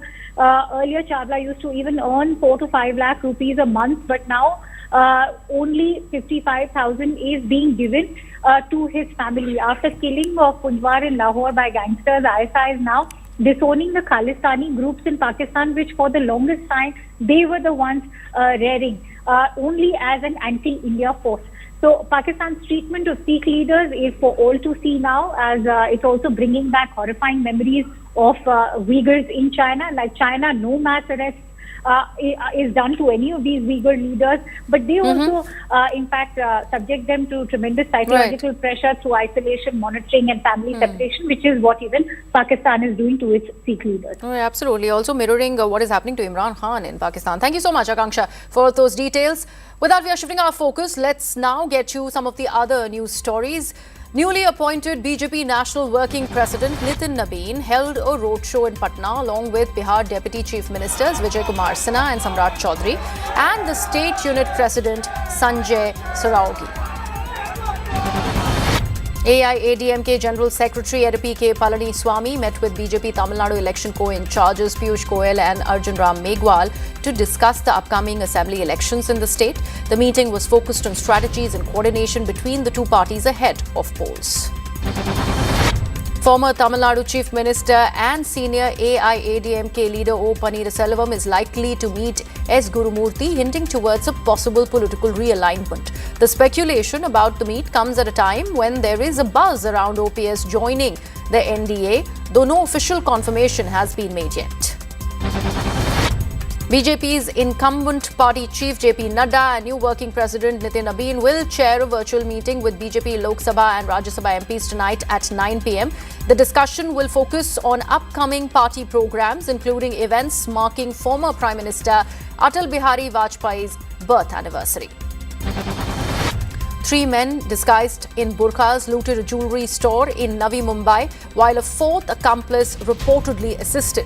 The incident, which has been captured on CCTV cameras, occurred in broad daylight. The robbers decamped with approximately 250 grams of gold ornaments worth 25 lakhs and 35,000 rupees in cash. A joint team of security forces has recovered rusted arms and ammunition from the Rajpura Rajwar forest area of Handwara. The recovery was made during a search operation in North Kashmir's Kupwara district, and further investigation, we are told, is underway. India has announced a $450 million support package for Sri Lanka in the aftermath of the cyclone. External Affairs Minister Dr. S. Jaishankar has said India stands with Sri Lanka during these difficult times. The BCCI has more than doubled the match fees for women cricketers and officials in domestic cricket. Senior players will now earn 50,000 rupees per day, up from 20,000 rupees per day. This move is aimed at pay parity following India's historic One-Day International World Cup triumph. And with that, I'm slipping into a very short break. News and updates continue on the broadcast.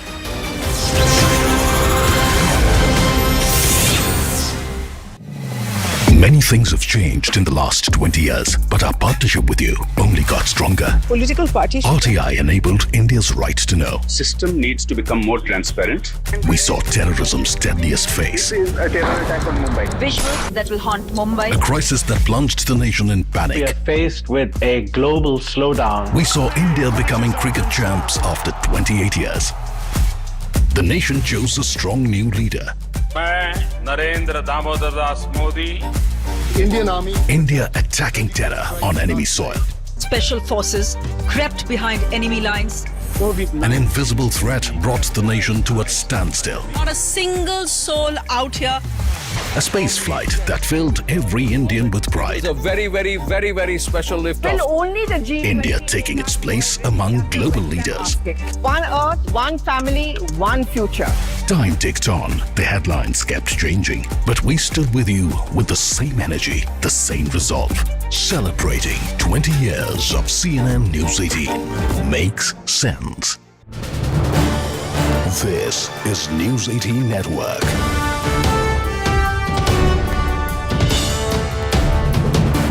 India's largest news network. Now, let's just cut across to the protest that we were bringing you the visuals of earlier. We are getting more dramatic visuals. People there, you can see, absolutely enraged by what is happening in Bangladesh right now. The reports of atrocities against Hindus in Bangladesh, people out on the streets, enraged by Mohammed Yunus' silence on this entire matter. This is in the aftermath of the lynching of Dipu Das in Bangladesh. The man who was lynched on false allegations, were given to understand, of blasphemy. For more on this, we have Akash with us, who's been bringing us all the updates from these protests. Akash, what is going on right now? The protests seem to be spiraling out of control there. What can you tell us? Oh yes, I'm showing you the visuals right now from the St. Martin Marg, just a 500 meters short of the Bangladesh High Commission. The police, in fact, are struggling to, maintain the second layer of barricading, and protesters, are somewhere trying to climb on these barricades, and they are trying to move ahead and, in fact, want to go towards Bangladesh High Commission. Vijay Rajesh Bharadwaj giving you these shots where you can see, in fact, the heavy police deployment and also the barricades where protesters are somewhere trying to convince the police personnel that they want to somewhere protest and register their protest, and that's the only intention. However, police is very clear that they won't let them ahead. In fact, we have the third layer of barricading as well. And I'm showing you the visuals that how police personnel are trying it very difficult to, in fact, maintain the second layer of barricading. Rajesh Bharadwaj also giving you the shots of the DTC bus that has been placed here to obstruct the particular traffic, also because of the fact that these are large in number. These protesters are large in number, and it is really becoming difficult for the Delhi police right now, but they are somewhere maintaining the second layer of barricading, and in fact there is a third layer of barricading. These protesters are very clear that they are against the atrocities against the Hindus that are happening in Bangladesh, and they want to protest against the Yunus government in Bangladesh, and that's the reason why, under the banner of Vishwa Hindu Parishad, they people have gathered here near Durgabai Deshmukh South Campus, very close to the High Commission of Bangladesh, protesting against the Yunus government. We are seeing, in fact, the activities since the 12th of December in Bangladesh, and in somewhere in reply to the sort of atrocities committed against the Hindus. These protesters have gathered here and are protesting today. Right, we also have with us Siddhant Mishra. Siddhant, there we can see the visuals on our screens right now, dramatic visuals. Scuffles have broken out, it appears, between the protesters and the police personnel there. They are trying to barricade that area and stop the protesters from reaching the Bangladesh High Commission. Siddhant, what can you tell us? Well, that's right. So protesters have broken the first layer of barricade, and in fact they marched 50 meters ahead towards the Bangladesh High Commission. In fact, I am reporting from this side of the road, and you could see the sea of people right there and being stopped by cops at the barricade. In fact, they did manage to break the second layer of the barricade, but immediately senior officials, cops intervened, and the barricades were again placed here. The protesters were requested by cops to move behind, and now the announcement is being made by Delhi police to stop here. They are requesting the protesters not to march ahead. Now, High Commission is more than 700 meters away from this place where protesters are protesting. There has been 3 to 4 layers of barricading, arranged by Delhi police on the route to Bangladesh High Commission, and they have still not entered the diplomatic enclave. So this time around, police will not let the protesters enter the diplomatic enclave. This is the last. This is the last barricade where they have been stopped outside the diplomatic enclave. So once they did try to break this barricade, in fact it was broken also, but immediately senior officials intervened and police personnel are present here in large numbers. Delhi police, the paramilitary forces, they all are present here in large numbers. Delhi police is fully prepared today. In fact, on both sides of the road, the police is deployed. Protesters are still attempting to break the second barricade. Now, Mohammad Yunus, Hosh Mein Aao, Bangladesh Sarkar, Murdabad, chants are being raised by the protesters. They are here to demand justice for the Hindu garment worker Dipu Das and also the atrocities against the Hindu minorities and other minorities in Bangladesh. So massive protest going on in the national capital today against the government of Bangladesh, against the conduct of the interim government of Bangladesh. Back to you. Right, absolutely, Siddhant. What we are seeing right now is utter chaos. In fact, of course, as you mentioned there,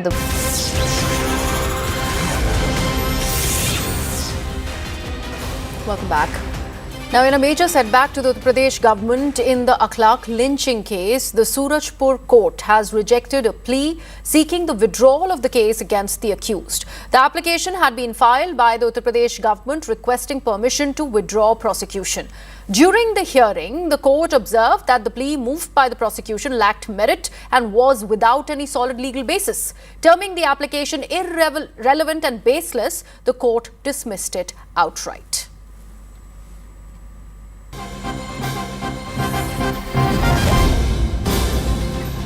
And now getting some breaking news vis-a-vis the same story. We're learning that the family of Mohammad Elec has welcomed the court's decision to dismiss the UP government's move to withdraw this case. Speaking exclusively to CNN News 18, Elec's brother Jan Mohammed has said the family was deeply disappointed when the state government sought to withdraw the prosecution, but has full faith in the judiciary.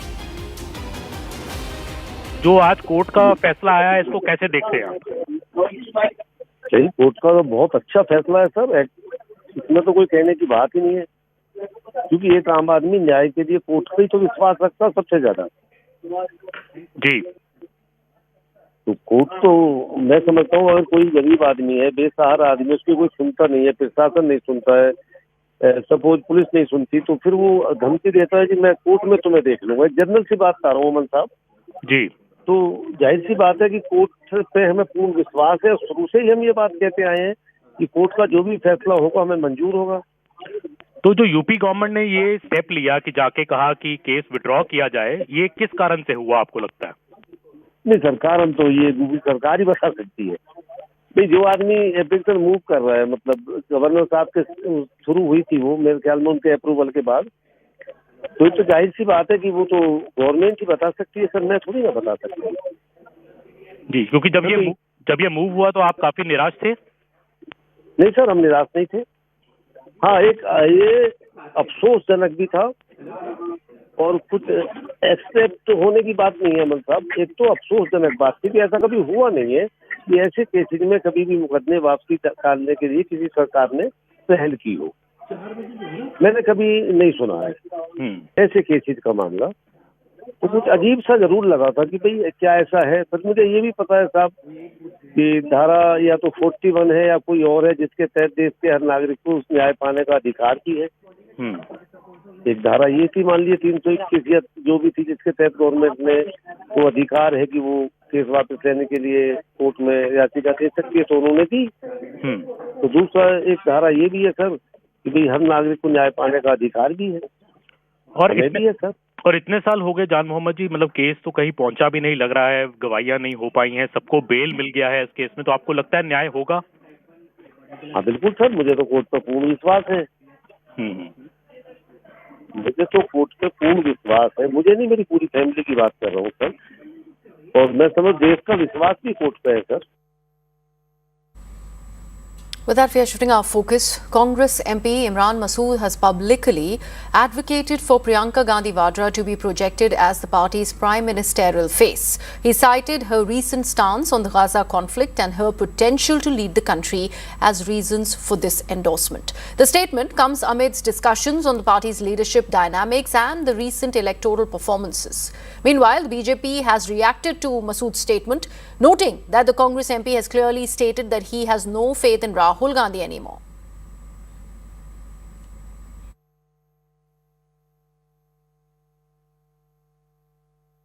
Priyanka ji ने सबसे पहले last time जब बांग्लादेश के अंदर हो रहा था सबसे ज्यादा बोलने का काम किया और प्रियंका गांधी को प्रधानमंत्री बनाइए ना, फिर देखिए कैसे जवाब देती है इंदिरा गांधी की तरह।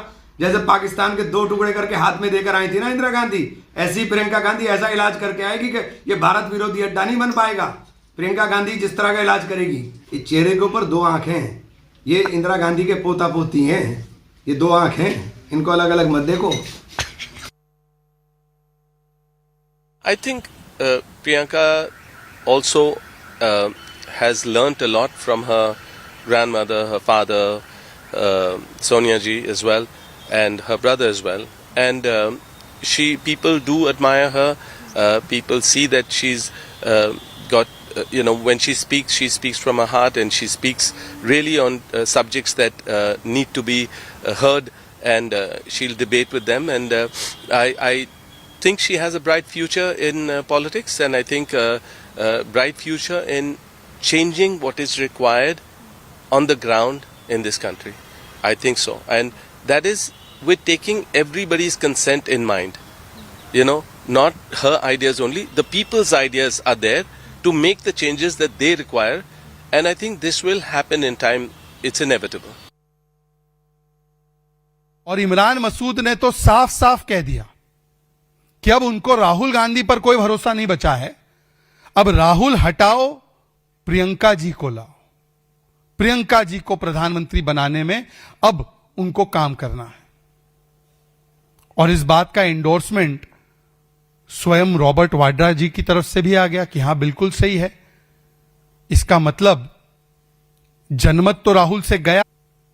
लेफ्ट से लेकर ओमर अब्दुल्ला, जिन्होंने राहुल गांधी की बातों को खारिज किया, सुप्रिया सुळे, समाजवादी पार्टी, तृणमूल कांग्रेस जो राहुल गांधी की सारी बातों को खारिज करती है, तो संगत तो गया ही, पर अब तो जनपद में भी प्रॉब्लम है। Let me take this across to my colleague Pallavi Ghosh. Pallavi, while Imran Masood went on to endorse Priyanka Gandhi, also says that both Rahul and Priyanka are the 2 eyes of the former Prime Minister of the country, Indira Gandhi. So that selective picking up of this claim by Imran Masood that the BJP is doing, clearly giving the BJP enough ammunition. But how is the Congress party now taking this up? See, I remember during the time of UP elections, there were vans and campaign material which was distributed, which clearly projected Priyanka Gandhi Vadra as Indira Gandhi reincarnated, and there were pictures of Priyanka Vadra where she was made to look like her grandmother Indira Gandhi. So there's a section within the Congress party who one finds it more comfortable to do business with her. After all, a political worker or a cadre leader member only wants to win elections, and they felt that she was the only one who could ensure that the Congress party's electoral performance was better than under her brother Rahul Gandhi. The other big problem was the inaccessibility of Rahul Gandhi. He comes across as being more stiff, constantly looking at his cell phone, for example, where he does not communicate with the party leaders. They feel that Priyanka actually communicates with them more, and thereby the sense of comfort with them, with her, was much, much higher. I remember Acharya Pramod Krishnan when he left the Congress party, and he was always a very vocal supporter of Priyanka as Prime Minister or as the face of the Congress. When we talk about these kind of statements which are coming up, the BJP, politically speaking, would always prefer Rahul Gandhi because they feel that he only helps the BJP in terms of the campaign. Some of them are very wary about Priyanka Vadra because she is astute, she is shrewd, she is also someone who understands the art of engagement and a very, very good communicator. And also those political nuances she is very well aware of. Precisely the reason why many in the Congress party would want PG to take charge, as she is called. Within the Congress party, that wedge is very much there. Within the family, that wedge may not exist. Obviously, like in every other family, the sibling rivalry is very there. But Sonia Gandhi has made it very clear who she thinks should be her successor, which is of course Rahul Gandhi. You're right. So you're saying that many sections of the Congress really feel that Priyanka is the shrewder politician. There was also some amount of flack that Priyanka Gandhi did receive on that entire tea party that she had with the Prime Minister. John Brittas was at the face of that entire criticism for Priyanka Gandhi. What about that? Well, again, to put that into context, where does John Brittas come in from? He comes in from Kerala, the same state where Priyanka Gandhi Vadra is also a member of parliament from. Second, he belongs to the CPIM. They may be friends at the centre, they may be part of the India bloc, friends and allies in West Bengal, but they are very clear opponents of the Congress party as far as Kerala goes. So obviously in Kerala, you're going to see it's a run after elections in 2026, left versus the Congress party, and that's why they are criticizing. Back home to their constituency, John Brittas's words will be used by the CPI and the CPIM to make the perception that the Gandhis have co-opted, rather Priyanka Gandhi Vadra, who is an MP from Wayanad, that is of course in Kerala, has spent time with the Prime Minister, chit-chatted with him and all smiling, and we cannot do so because we are clearly opposing the government at the centre. Right, Pallavi, thank you so much for that perspective. With that, we are shifting our focus. We have some breaking news now on the broadcast. Ex-war seems to have broken out between two Dravidian parties ahead of Tamil Nadu elections. A day after, DMK IT wing alleged that EPS is a slave to the Bharatiya Janata Party. AIADMK's IT wing now has hit out and called DMK slaves of the Gandhis. My colleague Purnima Murli with all of those details. Purnima, this Twitter spat between DMK and AIADMK, which way is it headed? Well, just 5 months to go for elections, and Twitter war of words between the Dravidian parties have already begun. First, it was the DMK IT wing that had published an AI video alleging that Edappadi Palaniswamy and the AIADMK are slaves of the BJP. Remember, even Deputy Chief Minister Udayanidhi Stalin yesterday had said that AIADMK is nothing but Amit Shah DMK, and that's something that DMK IT wing had also through an AI video conveyed through Twitter.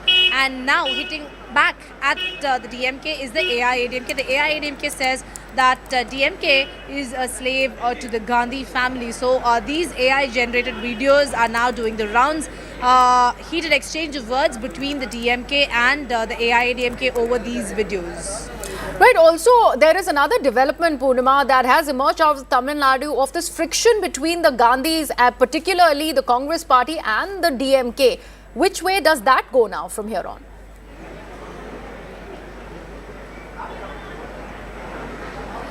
Well, so far off the record, the DMK maintains that the alliance is very much intact, but the Congress sources say is not happy with the number of seats that the DMK plans to offer for the National Party this time around. They are not happy with that, and therefore Congress political analysts say that Congress may do this as political posturing, trying to get more seats from the DMK when the TVK Congress alliance seems impossible at the moment, is what political analysts say, because Congress and the DMK alliance is strong and intact, but to get more seats, maybe the Congress is doing this just to get more seats from the DMK, is what political analysts say. But in elections, anything may happen. The next 1 month would be crucial in terms of how alliances shape in the state.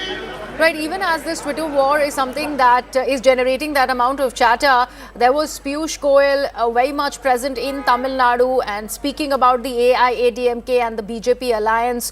So, which way do you see that headed also, Purnima, considering all of this fracas is happening right ahead of assembly elections in the state? Well, both Piyush Goyal, the BJP election in charge of Tamil Nadu, as well as the AIADMK today met here at the Leela Palace over lunch.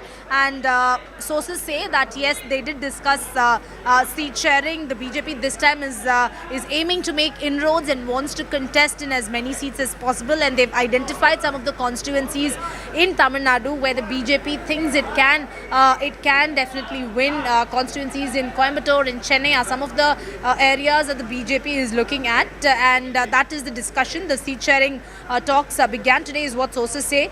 Both of them maintain that the alliance is intact. On the record, they said that the NDA alliance in Tamil Nadu will be headed by Edappadi Palaniswamy, and in terms of wooing smaller parties, whether it's the ousted leaders including O Pannirselvam, VK Sasikala, TTV Dinakaran, and smaller parties including DMDK by late Vijaykanth, all these are now the focus areas for the BJP as well as the AIADMK going forward. So while all this is happening, AI is being put to good use to make that political difference very, very apparent. Twitter war that is ongoing between the AIADMK and the DMK. Purnima, thank you so much for all of those details. With that, we're shifting our focus. Two controversial incidents involving the Bharatiya Janata Party leaders have sparked widespread outrage, raising concerns over alleged abuse of power. In the first incident, BJP councillor Renu Chaudhary was caught on camera threatening an African football coach in Delhi's Parparganj area. BJP leader demanded that the foreign national learn to speak in Hindi within a month's time, warning that if he doesn't learn Hindi in a month, he won't get a park here. The video has triggered a wider debate on language imposition and the treatment of foreign nationals in the national capital. In the second incident, reported out of Jabalpur in Madhya Pradesh, a BJP leader was seen harassing a visually impaired woman inside a church. The footage allegedly shows the leader making derogatory remarks, saying that she was blind in this life and would remain blind in the next as well.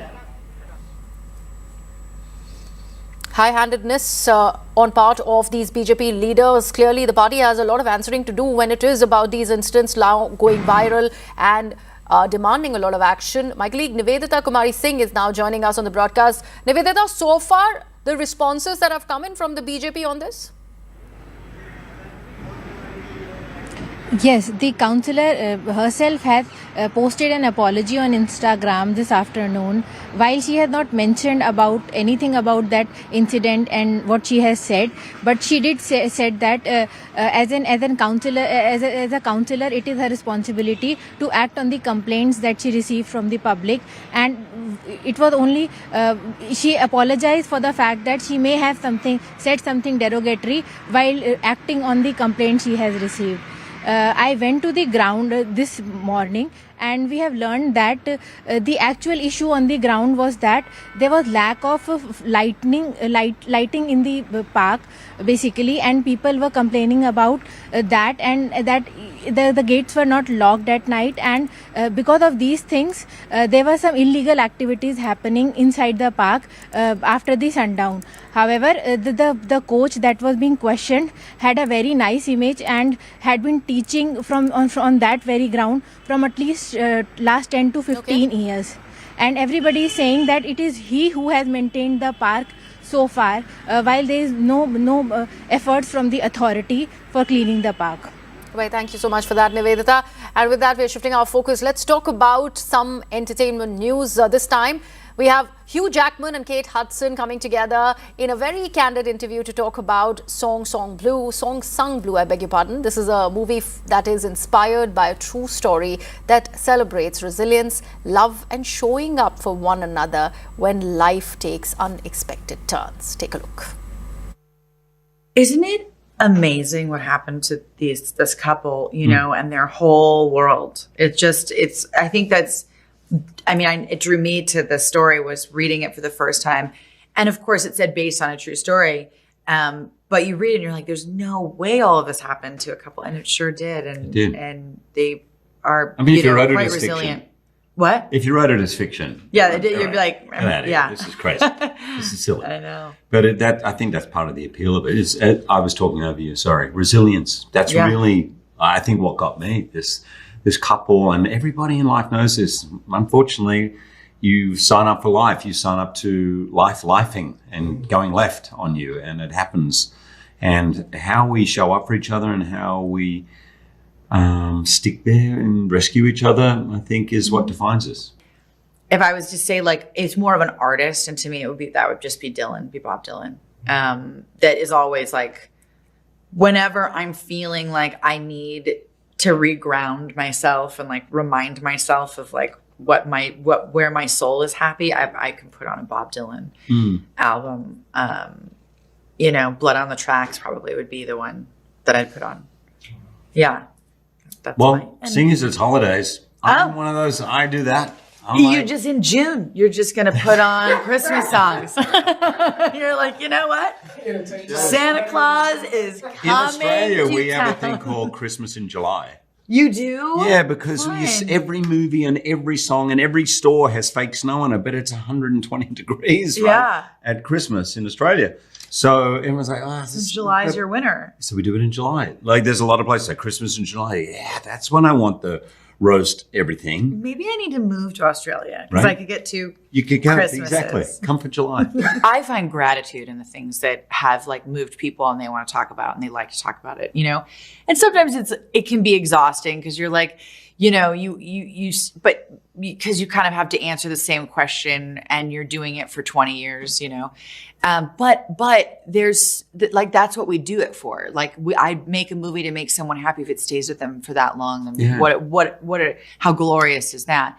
But then there's the other part, which I know a lot, especially with musicians, who the song that makes them famous, that puts people in the seats, they're like, they do not want to play it. They're like, you know, they don't want to play their hit, you know? And then you're like, but you got to play your hits. That's what people come to see. They can't wait to hear that Might song. only see you once in their life. It means so much to them, you know, like, so it's, but you have both kinds of artists, you know, some people are like, no, it's not about the fans. It's about my art. And, you know, and Mike in this movie is like, this is about everybody, you know, this is about Neil's art. Like you're arting for him.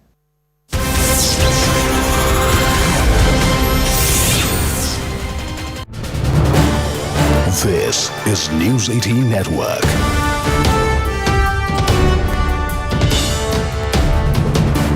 India's largest news network. Now, let's just cut across to the protest that we were bringing you the visuals of earlier. We are getting more dramatic visuals. People there, you can see, absolutely enraged by what is happening in Bangladesh right now. The reports of atrocities against Hindus in Bangladesh, people out on the streets, enraged by Mohammed Yunus's silence on this entire matter. This is in the aftermath of the lynching of Dipu Das in Bangladesh. The man who was lynched on false allegations, were given to understand, of blasphemy. For more on this, we have Akash with us, who's been bringing us all the updates from these protests. Akash, what is going on right now? The protests seem to be spiraling out of control there. What can you tell us? Oh yes, I'm showing you the visuals right now from the St. Martin Marg, just 500 meters short of the Bangladesh High Commission. The police, in fact, are struggling maintain the second layer of barricading, and protesters, are somewhere trying to climb on these barricades, and they are trying to move ahead and in fact want to go towards Bangladesh High Commission. Vijay Rajesh Bharadwaj giving you these shots where you can see in fact the heavy police deployment and also the barricades where protesters are somewhere trying to convince the police personnel that they want to somewhere protest and register their protest, and that's the only intention. However, police is very clear that they won't let them ahead. In fact, we have the third layer of barricading as well. And I'm showing you the visuals that how police personnel are trying it very difficult to in fact maintain the second layer of barricading. Rajesh Bharadwaj also giving you the shots of the DTC bus that has been placed here to obstruct the particular traffic, also because of the fact that these are large in number. These protesters are large in number, and it is really becoming difficult for the Delhi police right now, but they are somewhere maintaining the second layer of barricading, and in fact there is a third layer of barricading. These protesters are very clear that they are against the atrocities against the Hindus that are happening in Bangladesh, and they want to protest against the Yunus government in Bangladesh, and that's the reason why under the banner of Vishwa Hindu Parishad, they people have gathered here near Durgabai Deshmukh South Campus, very close to the High Commission of Bangladesh, protesting against the Yunus government. We are seeing in fact the activities since the 12th of December in Bangladesh, and in somewhere in reply to the sort of atrocities committed against the Hindus. These protesters have gathered here and are protesting today. Right, we also have with us Siddhant Mishra. Siddhant, there we can see the visuals on our screens right now, dramatic visuals. Scuffles have broken out, it appears, between the protesters and the police personnel there. They are trying to barricade that area and stop the protesters from reaching the Bangladesh High Commission. Siddhant, what can you tell us? Well, that's right. So protesters have broken the first layer of barricade, and in fact they marched 50 meters ahead towards the Bangladesh High Commission. In fact, I am reporting from this side of the road, and you could see the sea of people right there and being stopped by cops at the barricade. In fact, they did manage to break the second layer of the barricade, but immediately senior officials, cops intervened, and the barricades were again placed here. The protesters were requested by cops to move behind, and now the announcement is being made by Delhi police to stop here. They are requesting the protesters not to march ahead. Now, High Commission is more than 700 meters away from this place where protesters are protesting. There has been 3 to 4 layers of barricading, arranged by Delhi police on the route to Bangladesh High Commission, and they have still not entered the diplomatic enclave. So this time around, police will not let the protesters enter the diplomatic enclave. This is the last barricade where they have been stopped outside the diplomatic enclave. So once they did try to break this barricade, in fact it was broken also, but immediately senior officials intervened, and police personnel are present here in large numbers. Delhi police, the paramilitary forces, they all are present here in large numbers. Delhi police is fully prepared today. In fact, on both sides of the road, the police is deployed. Protesters are still attempting to break the second barricade. Now, Mohammad Yunus, Hosh Mein Aao, Bangladesh Sarkar, Murdabad, chants are being raised by the protesters. They are here to demand justice for the Hindu garment worker Dipu Das, and also the atrocities against the Hindu minorities and other minorities in Bangladesh. So massive protest going on in the national capital today against the government of Bangladesh, against the conduct of the interim government of Bangladesh. Back to you. Right, absolutely, Siddhant. What we are seeing right now is utter chaos. In fact, of course, as you mentioned there, the protesters are clearly very agitated. They are demanding justice for Dipu Das.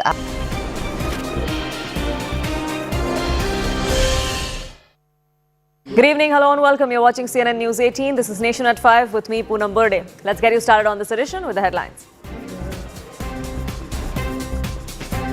Congress MP Imran Masood bats for Priyanka Gandhi as Prime Minister, says she has potential. BJP MOC says they have no faith in leader of opposition Rahul Gandhi. In Berlin, Rahul Gandhi continues anti-Modi raga. Shashi Tharoor appends his criticism, praises the Bihar model instead. Left ups the ante against Congress, questions Rahul Gandhi's absence from the parliament, criticizes Priyanka Gandhi for tea party with Prime Minister Modi post the G-Ramji bill. Shocking torture video of Hindu in Bangladesh, Dipu Das, posted by the BJP. In the video, Das can be heard pleading with his lynchers, and the police says he's innocent, but Bangladesh cops hand him right over.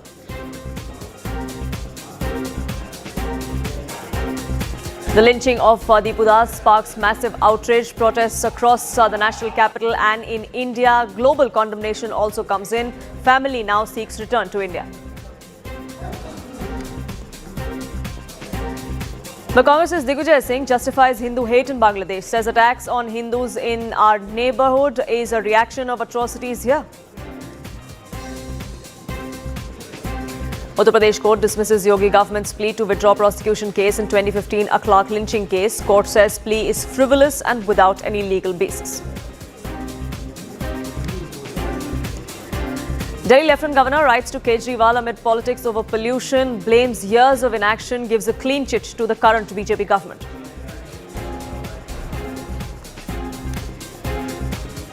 There's a lot that's transpiring in our neighborhood. Bangladesh is imploding, and with each passing day, a new revelation is coming to the fore as far as the free run that Islamists are getting in Bangladesh.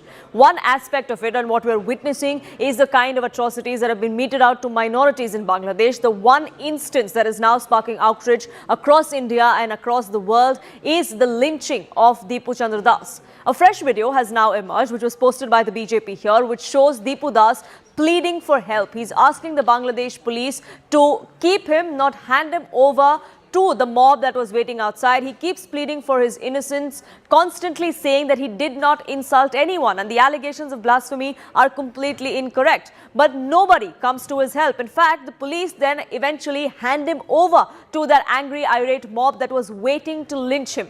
The mob beat him to death, lynched him, and then burnt him alive. The revelations have sent shockwaves around the world.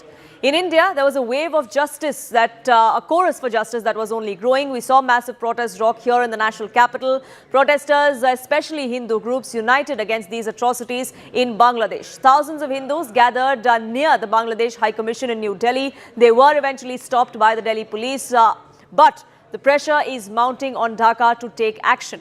That chorus is also heard in different parts of the country, including in Kolkata, where similar demonstrations were held against the brutal lynching of Dipu Chandra Das. This is something that has been seen across the world as well. We've seen several such condemnation coming in from different parts of the world and several other leaders, even though governments like the United States, like the United Nations, have not come out and said a word. Excuse me. Now, in the latest footage as posted by the BJP, there is a video that we just want to put out for you, which shows that the police actually hands over Dipu Chandra Das to the angry mob, even as he begs and pleads for his innocence, for mercy, for him to be let off. But the police just hand him right over to the mob that is waiting to lynch him, to eventually burn him alive. Dipu Chandra Das, remember, was in police custody when all of this happened. This is that video where you can see Dipu Chandra Das sitting there fighting a case against him, where he's accused of blasphemy. Dipu Chandra Das there eventually is let off from that police custody. But here's how it all started. He actually was dragged out of the factory that he was working in. There's a mob that drags him out from there, accusing him of blasphemy, an allegation that he had denied back then. His family is denying now vehemently as well. He tries to reason with the police. He tries to cry for his innocence. He says, please help me. I am innocent. I have not done what you're accusing me of. And yet the police actually hand him over to that irate mob that's waiting right outside. The result of that, Dipu Chandra Das is lynched and then set on fire in Bangladesh. In fact, CNN News 18 spoke with his brother, who has now said that not only was he innocent, but the police actually was complicit in what happened to him, which is why they want to return to India. আপনি কখন জানতে পারলেন কি আপনার ভাইয়ের সাথে এরকম হয়েছে? আমার ব্যাগ জানতে পারছি যে এরা হয়েছে, মনে করো এটা হয়েছে 7 তারিখে আমার ভাইয়ের বন্ধু আসছিল,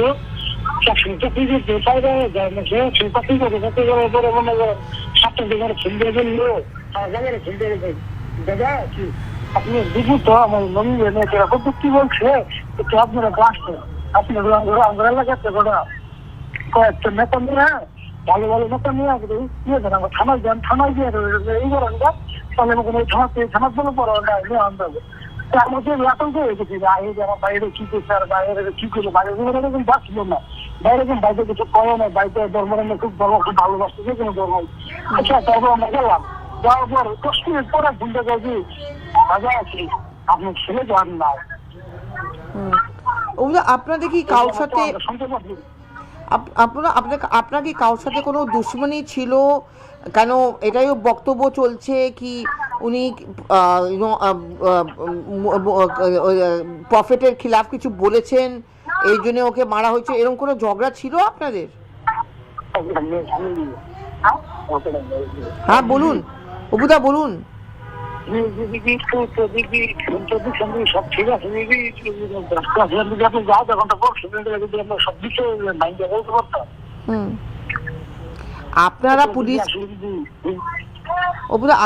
পুলিশ কমপ্লেন করেছেন, কিন্তু এখন অবধি পুলিশ কিছু করেছে?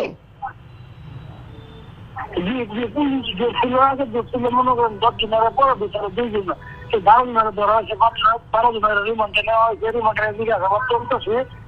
চলার পর অজ্ঞাতনামা যারা দিচ্ছিল, 500 জনের অজ্ঞাতনামা হামলা যে ইন্ডিয়ার আবার করা হয়, সিসি ক্যামেরা ফুটেজ দেখে দেখে ধরা হয়। কি আপনি কি বাংলাদেশ ছাড়তে চান, কি আপনি ভারতবর্ষতে আসতে চান? আপনার ভয় লাগে না?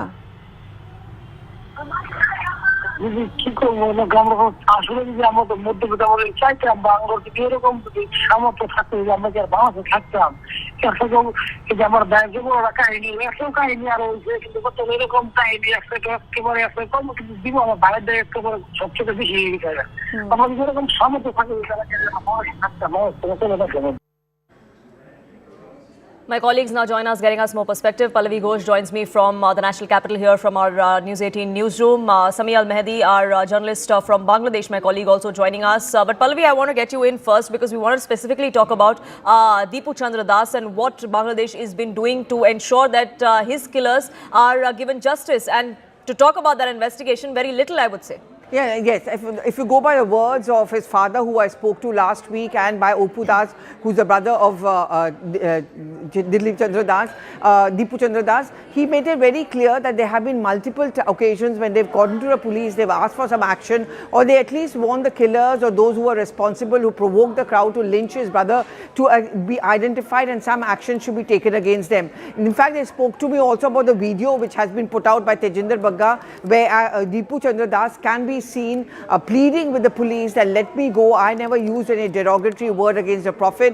He can also be seen later at the police station where again he's making the larger point, but unfortunately his life could not be saved. Both his father as well as his brother told me very clearly that we've got zero help from the police. They've not even bothered to come to our area. We live in an area which is surrounded by a large number of people who belong to the Muslim community, and we are a little scared. And in fact, if you would have heard what Opu Das said, that if I had a ration card, if I had that facility, I would in an ideal situation want to leave Bangladesh and go to India, but that is not really possible. So zero cooperation and help or any justice is something which they are not much expecting and haven't got it also from the local police. Right, Pallavi, that's the most unfortunate bit, and the Yunus administration seems to be turning a blind eye to this. Cosmetic arrests have been made, but what really the investigation is, no one knows. But Sami, as far as this ultimatum that the Yunus government faces from the Inqilab Munch, that 24-hour deadline is nearing an end. What is the situation like in Bangladesh? Is the Yunus administration actually taking that sort of ultimatum seriously? So far from the Inqilab Moncho, what I've seen from last 2 days that they actually extending their ultimatum. First of all, they gave a 24 hours ultimatum. Then they gave another 24 hours ultimatum. And now it's 30 days ultimatum. Today in the Shahidi Oath program, they brought a poster where it was written that within 30 days, the killer must be brought in justice. So the fact is, the government haven't said anything particular mentioning the Inqilab Monch, that the Inqilab Monch said this thing, so we are taking this thing. The government said everything in a general way, that they will take serious actions for all kinds of incidents which are happening for last few days. But the fact is, from my observation, I think this 30 days ultimatum is some sort of time buying, because every focus is now shifted in a different thing. That the BNP acting chairman, Mr. Tariq Rahman, he is coming back to country after 17 or 18 years. So all focus are shifted there. February 12th, there will be an election. So this is like before the election. I think this kinds of 30 days ultimatum is some sort of time buying. Within 30 days, it's like we are open for 30 days. You can give any kinds of any kinds of agendas or offers, so that they can move in different ways. Because sometimes they are saying that without the justice of Hadi, there won't be any election. And again, they are telling like the election will be happened in the same time. So this is quite confusing from them, from my perspective. And the other thing is, whatever I've seen regarding the Dipu Chandra Das incident, that is, the police in fact is feared from my point of view, because the mob, which is very much visible after the revolution happened. Or the July incident happened, the police isn't even, very much safe or secure, because if thousands of people attack a particular, attack 10 or 15 number of police, the police don't have any security for them also. So they just actually, it was like they just shifted the person, and then this miserable and pathetic thing happened. Right. So in fact, the police and RAB, they also say they are also quoting some sentences which which doesn't make any kinds of logic by that means, because the police said we couldn't do anything. There are thousands of people, and the RAB, I read in one particular news portal, the RAB was saying that if we got call just 20 or 30 minutes earlier, then we could have do something. But these kinds of incidents doesn't happen within a minute. It takes a lot of time. So I'm not getting a call, or there was a lot of people. These are not very much solid reasons. The reason is there is always a fear of mob, and the people they doesn't actually care about any kinds of police or anything. And this is a very difficult situation when the law and order is not operating the way it should be. And what about minorities in Bangladesh? We've seen this kind of lynching that has taken place in Dipu Chandradas's case, but there were several other allegations that came to the fore as well. Is that a real concern that the Yunus administration is taking seriously? Because we've seen the kind of instances that have come to the fore since Yunus took over a year ago. Yes, the fact is, if you do not implement any kinds of serious action, and the people doesn't see that anything serious happens if I do something wrong, then these kinds of incidents will happen again and again, because this is not the first time someone innocent or someone from minority is getting tortured or lynched or getting killed. And even just from the 5th of August, there are several incidents which are done by these mob people or violent people, and every time there are the same allegations. Saying something bad about the religion, saying something bad about the religious books, or hurting someone's emotions. These are the common phrases. Actually, I think these are actually used by these people or some people who want to gain something from by using these kinds of emotions, because anything else, clearly not allegations that would stick, but unfortunately no action seems to be taken by the Yunus administration on ground. Sami and Pallavi, thank you so much for getting us the latest on that front. But the anger is quite visible here in India. It's out on the streets of India as well, especially here in the national capital. Today there was an attempt to march towards the Bangladesh High Commission. That was stopped in its tracks. The Delhi police did stop those protesters from entering that diplomatic zone, but the anger was palpable. My colleagues, in fact, were reporting from on ground, because such protests have been reported from other parts of the country as well, like in Kolkata. Let's listen into some of those reactions and those reports. है कितना गुस्सा जो हिंदू के खिलाफ वहाँ पे atrocities Bangladesh में हो रही है। बिल्कुल जंग होना चाहिए उनको निकाला चाहिए बार बार। जुल्म हो रहा है वहाँ, और छोटी सी क्लास है हिंदुओं की वहाँ पर, उनको मारते हैं, मतलब पीटते हैं, जलाते हैं, गोलियों से भून देते हैं। वो बेचारे निहत्थे हैं, वो लोकल लोग हैं, और वो इस्लामी कंट्री के कुछ उनको मिला होगा सपोर्ट कि ऐसे हिंदुओं को जहाँ से भगाओ और जहाँ इस्लामी कंट्री बनाओ। उनको याद होना चाहिए कि ये बांग्लादेश हिंदुस्तान ने ही याद कराया था, वो भूल गए वो लोग, और मार धाड़ कर रहे हैं जो गलत है। उनको पूरी प्रोटेक्शन दी जाए। अभी हम एक सिंबॉलिक जो है प्रोटेस्ट कर रहे हैं। जैसे आपने देखा कुछ दिनों में वहाँ पे हत्याएं हो रही हैं, बच्चों की हत्याएं हो रही हैं। एक नौजवान को पेड़ से लटका के उन्होंने जिंदा जला दिया। तो ये इंसानियत नहीं है, ये इनह्यूमन है। वो मोदी जी को हम यहाँ से संदेश भेजते हैं कि हम मोदी जी के साथ हैं, जो कार्रवाई करनी आप करिए, पूरा देश खड़ा होके आपके साथ रहेगा। लेकिन अगर हिंदुओं के ऊपर अत्याचार बंद नहीं किया तो इसका और कड़ा जो है कदम हो सकता है। और जम्मू में पुरजोर प्रोटेस्ट भी होगा, जिसका नतीजा जो है फिर बांग्लादेश खुद देखेगा।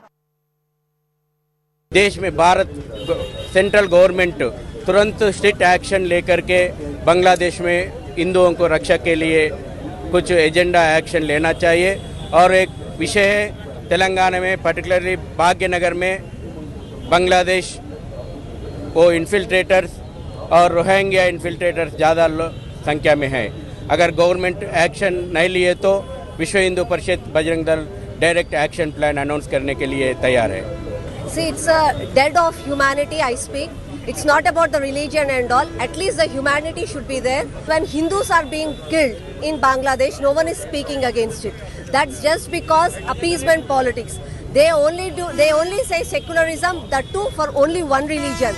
we are being organizing this type of rallies each and everywhere in India, unless and until, mainly in Telangana, the Congress government, the Congress-ruled government by Revanth Reddy, if he is not going to take any action against the Bangladeshi people who are living here in Hyderabad, we are going to take action about it. In fact, a national award-winning actor in Bangladesh, member of the Awami League, Rokeya Prachi, spoke with Rahul Shivshankar yesterday, making grave allegations against the Yunus administration and how it's turning a blind eye to minorities, many of whom are forced to flee the country. Listen into that exclusive conversation.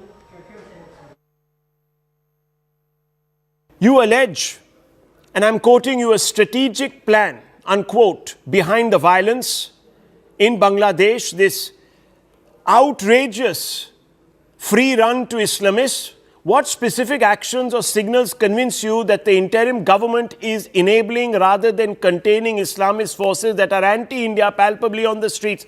Can you explain to our viewers? Thank you so much. Thank you. Actually, in the first place, the interim government released from jail lots of Islamist terrorists who were convicted of murder and terror acts. Ansarullah Bangla team Chief Ansarullah, chief name is Jashimuddin Rahmani. Rahman, yes. He is not only released but provided a helicopter to attend the funeral of his close relatives.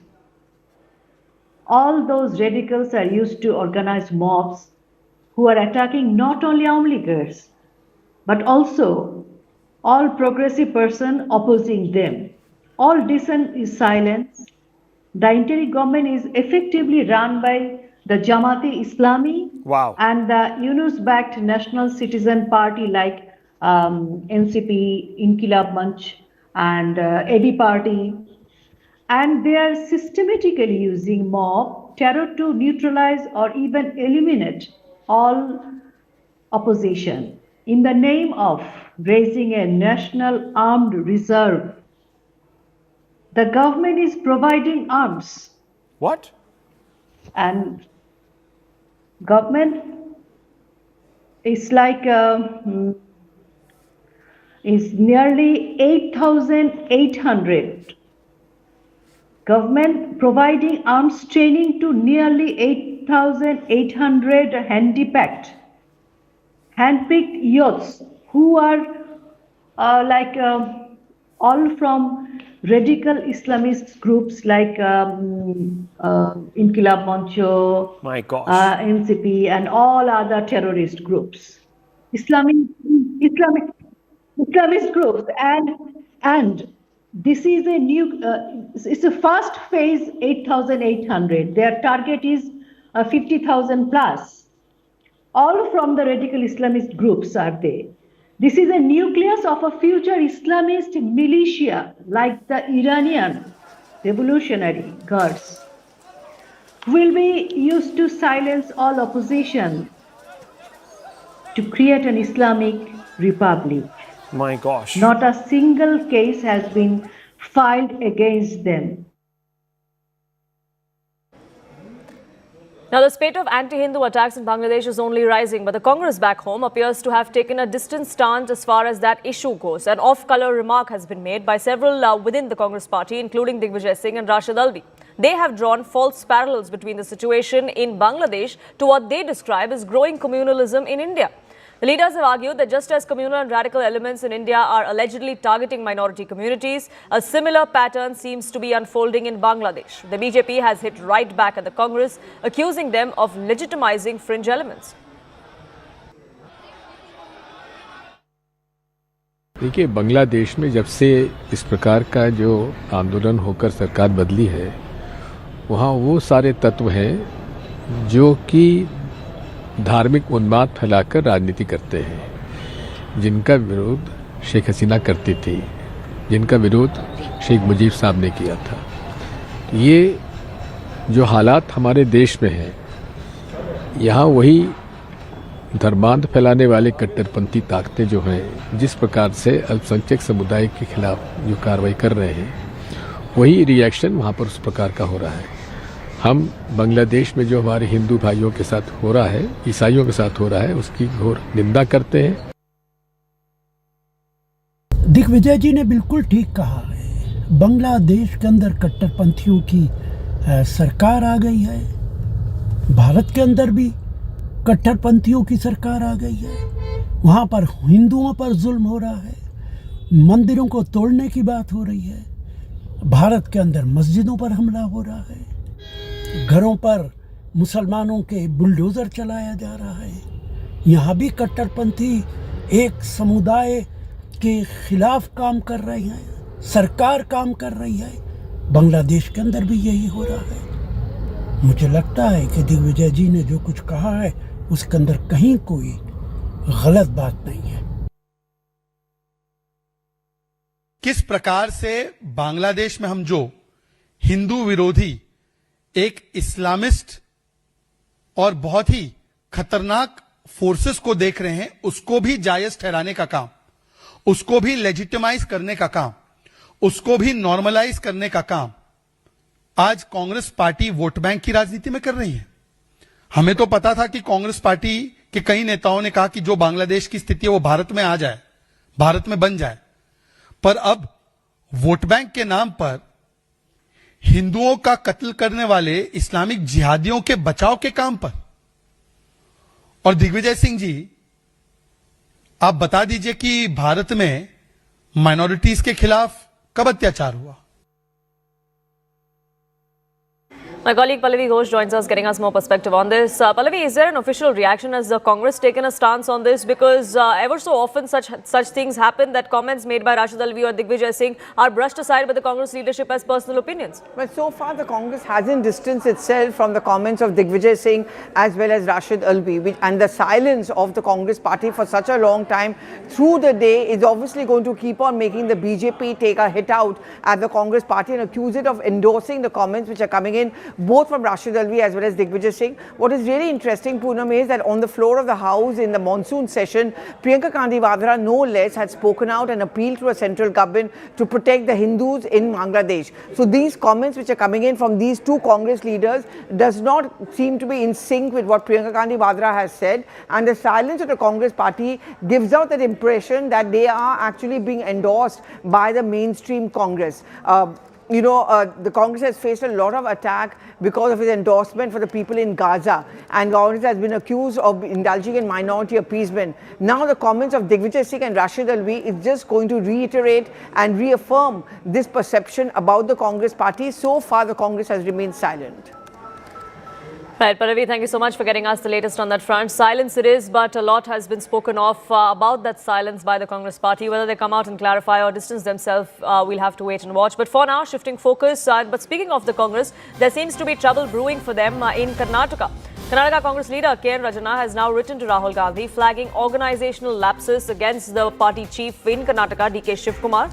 Rajana states that he had fully supported Rahul Gandhi's vote chori allegations, but argues that several booth-level agents appointed by D.K. Shivkumar failed to perform their responsibilities.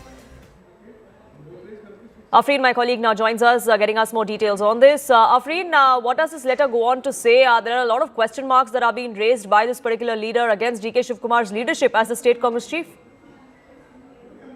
Well, absolutely, Poonam. It's significant not only because he's written it to Rahul Gandhi, but also who it points at. It points at D.K. Shivkumar's organizational capability as the head of the KPCC, Karnataka Pradesh Congress Committee. K.N. Rajana, who's a sacked minister from the Congress, he's also a very staunch supporter of Chief Minister Siddaramaiah. He's written a letter to Rahul Gandhi and has said that if the leadership, including D.K. Shivkumar, had taken a little bit of more concern and had taken a closer look at the booth-level agents that were appointed under the KPCC, then the Karnataka Congress would have not only won seats, Lok Sabha seats in Karnataka, but also nationally. It's a loss that has happened to the Congress because the organizational capabilities and the booth-level agents who were appointed under D.K. Shivkumar as the president of the KPCC have not performed their duty well. Now, you remember that this comes after D.K. Shivkumar and K.N. Rajana have met twice in 2 days just recently. And after this, we get to know that K.N. Rajana has sent a letter of this sort to Rahul Gandhi. It'll be interesting to see how DK Shiv Kumar responds, or anybody actually within the Karnataka government responds to this. But for the moment, Afreen, thank you so much for getting us the latest on that front. It is time for a quick break on this edition of Nation at 5. But news and updates continue on CNN News 18. Do stay tuned.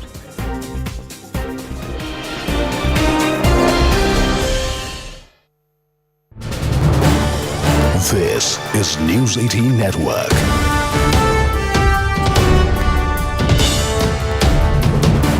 India's largest news network. Now, let's just cut across to the protest that we were bringing you the visuals of earlier. We are getting more dramatic visuals. People there, you can see, absolutely enraged by what is happening in Bangladesh right now. The reports of atrocities against Hindus in Bangladesh, people out on the streets, enraged by Mohammed Yunus's silence on this entire matter. This is in the aftermath of the lynching of Dipu Das in Bangladesh. The man who was lynched on false allegations, were given to understand, of blasphemy. For more on this, we have Akash with us, who's been bringing us all the updates from these protests. Akash, what is going on right now? The protests seem to be spiraling out of control there. What can you tell us? Oh yes, I'm showing you the visuals right now from the St. Martin Marg, just 500 meters short of the Bangladesh High Commission.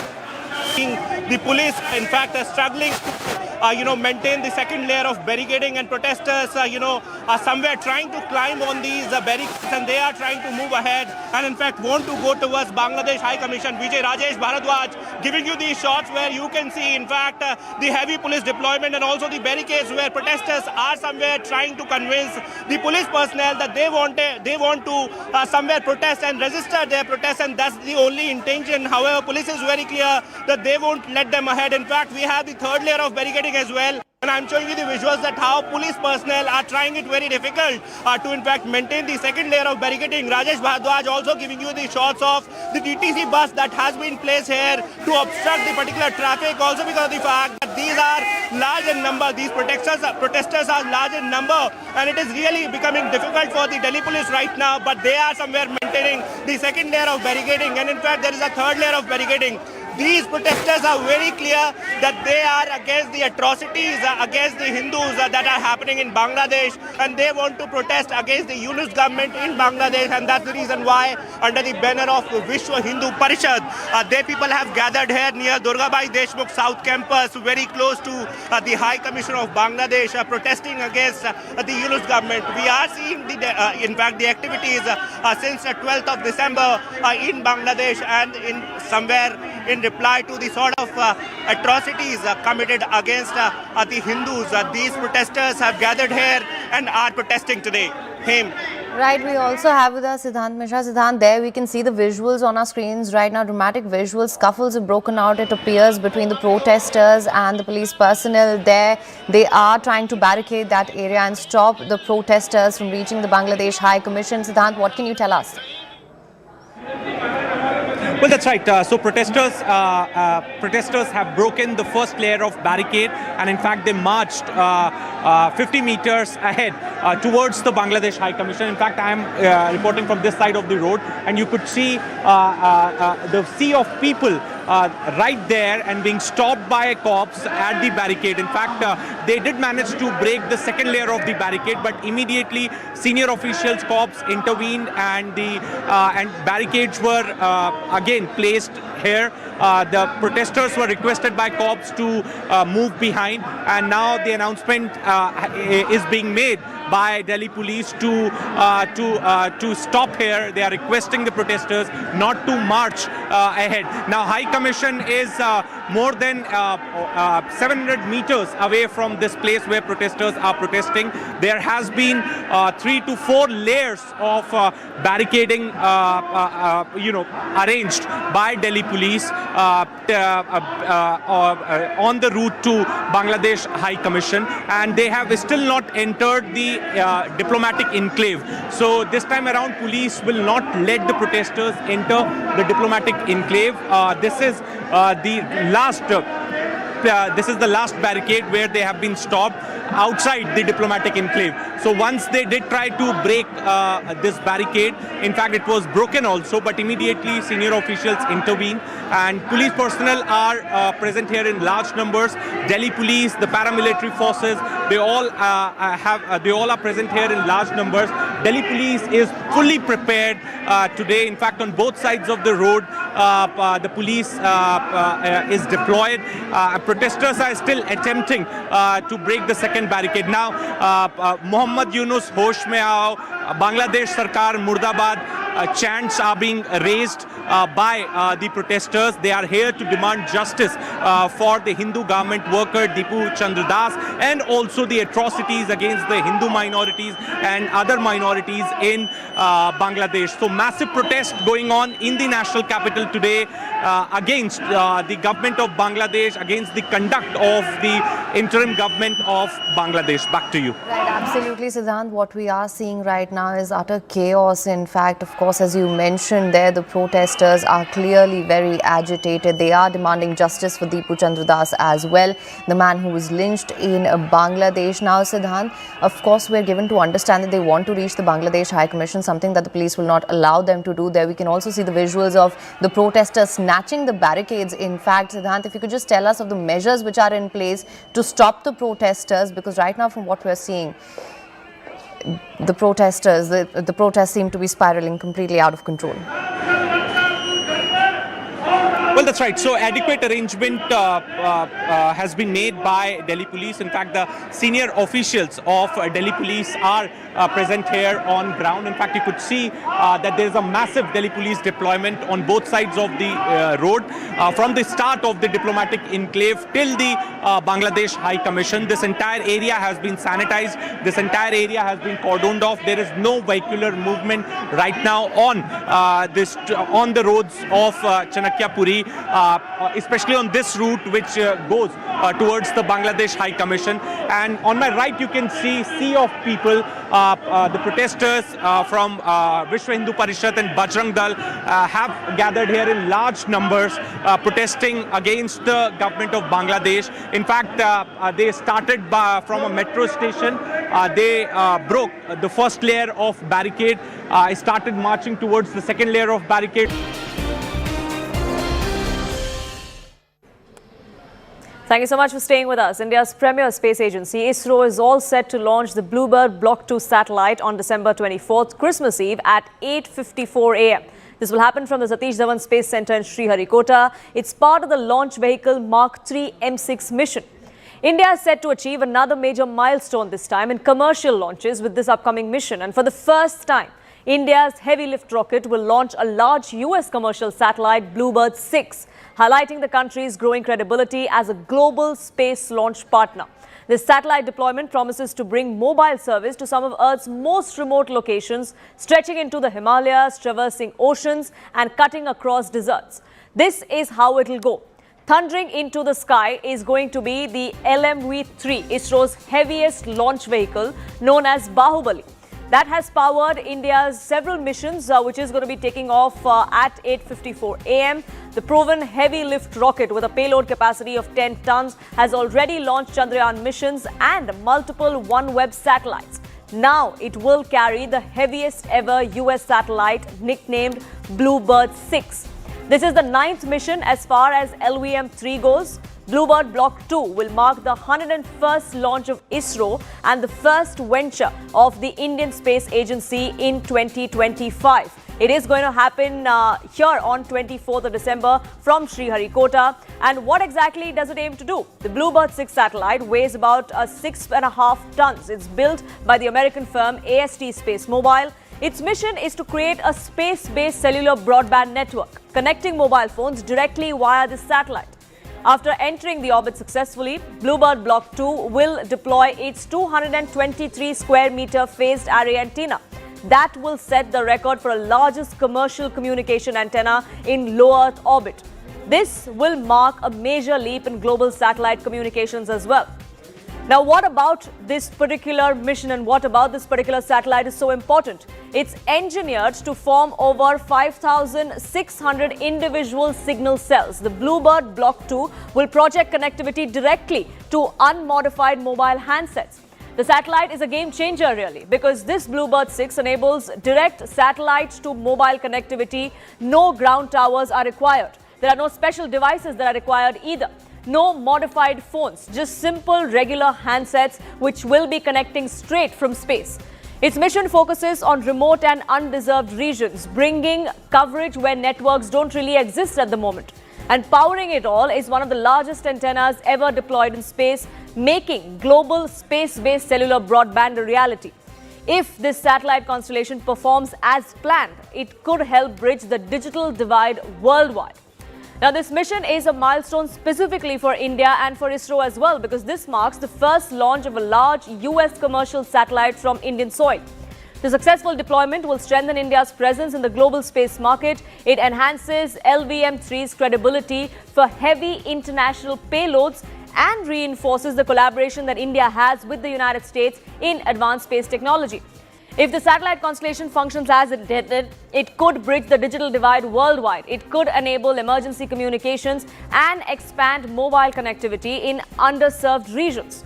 As far as the LVM-3 M6 mission is concerned, India is now signaling its technological prowess and its readiness to handle high-value international missions. With this mission, India will underline its growing importance as a trusted global space launch partner in this collaboration with India and the United States.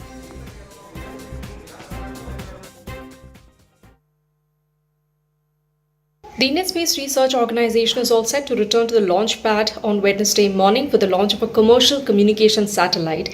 Now, the Bluebird Block 2 satellite belongs to a US client named ATS Space Mobile. The plan is to launch this satellite from the launch pad at Sriharikota at exactly 8:54 a.m. on Wednesday, that is 24th of December. Now, this US company plans to launch a series of satellites to be deployed in the low Earth orbit in order to provide space-based cellular broadband connectivity to its customers. For this mission, the Indian Space Research Organization will be using its heaviest rocket, which is the LVM Mark 3. Remember, LVM Mark 3 was used for India's most important space missions in the past, including Chandrayaan 2 and Chandrayaan 3. The last time it came on the launch pad was in the first week of November. Now, this also marks the 6th operational flight of LVM Mark 3. Now, this mission is also significant because it is the first time that the Indian Space Research Organization is going to be launching the heaviest communication commercial satellite from its spaceport in Sriharikota. And as I said, the launch will take place at 8:44 a.m. on Wednesday. Now, the mission is also significant because it is the last mission for ISRO for this year. So the countdown has already begun for this mission tomorrow, and all eyes will be on ISRO to make this mission a successful one. Shifting focus now, Congress MP Imran Masood has publicly advocated for Priyanka Gandhi Vadra to be projected as the party's prime ministerial face. He cited her recent stance on the Gaza conflict, her potential to lead the country as reasons for this endorsement. The speech that she made during the Vande Mataram debate in Parliament is also being cited. Now, the statement comes amid discussions on the party's leadership dynamics and recent electoral performances. The BJP, meanwhile, has reacted to Imran Masood's statement, noting that the Congress MP has clearly stated that he has no faith in leader of opposition Rahul Gandhi anymore. Priyanka ji ने सबसे पहले last time जब बांग्लादेश के अंदर हो रहा था सबसे ज्यादा बोलने का काम किया, और प्रियंका गांधी को प्रधानमंत्री बनाइए ना, फिर देखिए कैसे जवाब देती है इंदिरा गांधी की तरह। जैसे पाकिस्तान के 2 टुकड़े करके हाथ में देकर आई थी ना इंदिरा गांधी, ऐसी प्रियंका गांधी ऐसा इलाज करके आएगी कि ये भारत विरोधी अड्डा नहीं बन पाएगा। प्रियंका गांधी जिस तरह का इलाज करेगी, इस चेहरे के ऊपर 2 आंखें हैं, ये इंदिरा गांधी के पोता पोती हैं, ये 2 आंखें हैं, इनको अलग अलग मत देखो। I think Priyanka also has learnt a lot from her grandmother, her father, Sonia ji as well, and her brother as well. And people do admire her. People see that she's got, when she speaks from her heart, and she speaks really on subjects that need to be heard, and she'll debate with them. And I think she has a bright future in politics, and I think a bright future in changing what is required on the ground in this country. I think so. And that is with taking everybody's consent in mind. You know, not her ideas only. The people's ideas are there to make the changes that they require. And I think this will happen in time. It's inevitable. और इमरान मसूद ने तो साफ साफ कह दिया कि अब उनको राहुल गांधी पर कोई भरोसा नहीं बचा है. अब राहुल हटाओ, प्रियंका जी को लाओ. प्रियंका जी को प्रधानमंत्री बनाने में अब उनको काम करना है. और इस बात का एंडोर्समेंट स्वयं रॉबर्ट वाड्रा जी की तरफ से भी आ गया कि हां बिल्कुल सही है. इसका मतलब जनमत तो राहुल से गया ही. लेफ्ट से लेकर ओमर अब्दुल्ला, जिन्होंने राहुल गांधी की बातों को खारिज किया, सुप्रिया सुळे, समाजवादी पार्टी, तृणमूल कांग्रेस जो राहुल गांधी की सारी बातों को खारिज करती है, तो संगत तो गया ही, पर अब तो जनपद में भी प्रॉब्लम है. Pallavi Ghosh, my colleague, now joins us, getting us more details. Pallavi, this is not the first time that a chorus like this has been made for Priyanka Gandhi to take the mantle. Rahul Gandhi too is a leader of opposition, not at the helm of affairs as far as the Congress goes. That's something that he didn't want to do, was a sense that many within the Congress said. But is it really going to be time where that changes, where Priyanka Gandhi could really be made the face of the party? Well, immediately, I don't think there's going to be any question of replacing Rahul Gandhi as an LoP. Also, after all, she's just a first-time member of parliament. I don't think immediately there's going to be a change of face within the Congress party. Rahul Gandhi is clearly going to be the leader. But yes, there's more and more demand that Priyanka Vadra needs to be stepping up and doing more than what she does.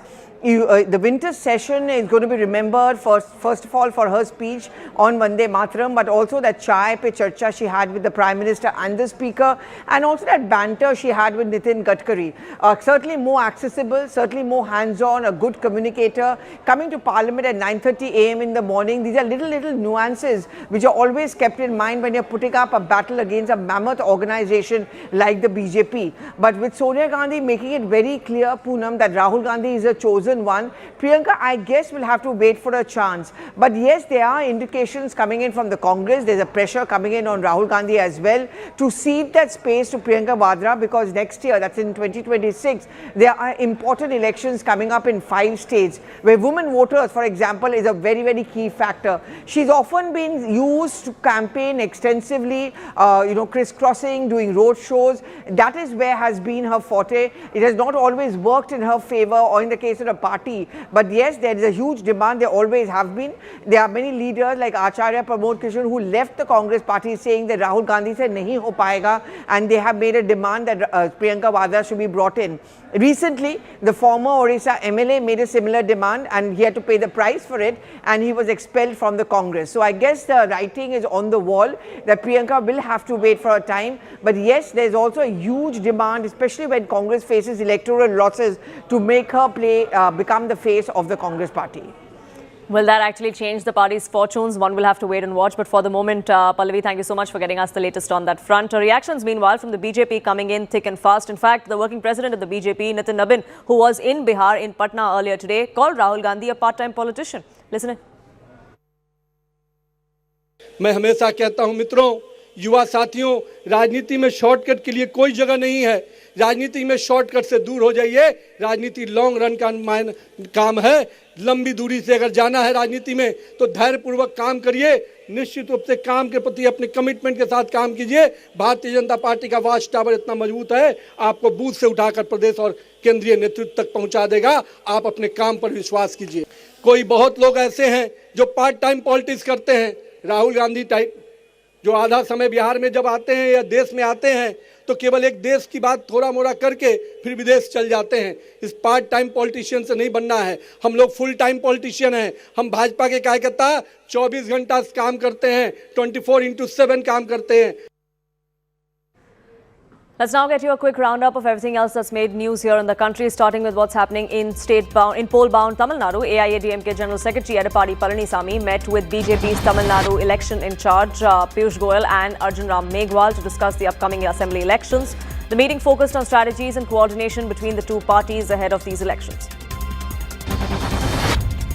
Former Tamil Nadu Chief Minister and senior AIADMK leader O. Paneerselvam is likely to meet S. Gurumurthy, hinting towards a possible political realignment. The speculation about a meet comes at a time when there's buzz around OPS joining the NDA, though no official confirmation has come to the fore. BJP President JP Nadda and Working President Nitin Nabeen will chair a virtual meeting of BJP Lok Sabha and Rajya Sabha MPs tonight at 9 p.m. The discussion will focus on upcoming party programs, including events marking former Prime Minister Atal Bihari Vajpayee's birth anniversary on 25th December. 3 men disguised in burqas looted a jewellery store in Navi Mumbai while a fourth accomplice reportedly assisted. The incident, which was captured on CCTV, occurred in broad daylight. The robbers decamped with approximately 250 grams of gold ornaments worth 25 lakhs and 35,000 rupees in cash. A joint team of security forces has recovered rusted arms and ammunition from the Rajpura Rajwar forest area of Handwara. The recovery was made during a search operation in North Kashmir's Kupwara district. Further investigation is underway. India has announced a $450 million support package for Sri Lanka in the aftermath of the cyclone. External Affairs Minister S. Jaishankar said that India stands with Sri Lanka during this difficult time.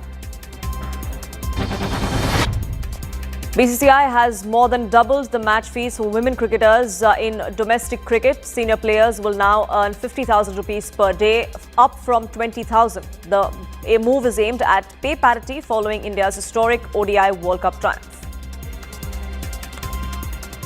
On that note, time for a quick break on this edition of Nation at 5, but news and updates will continue here, so do stay tuned.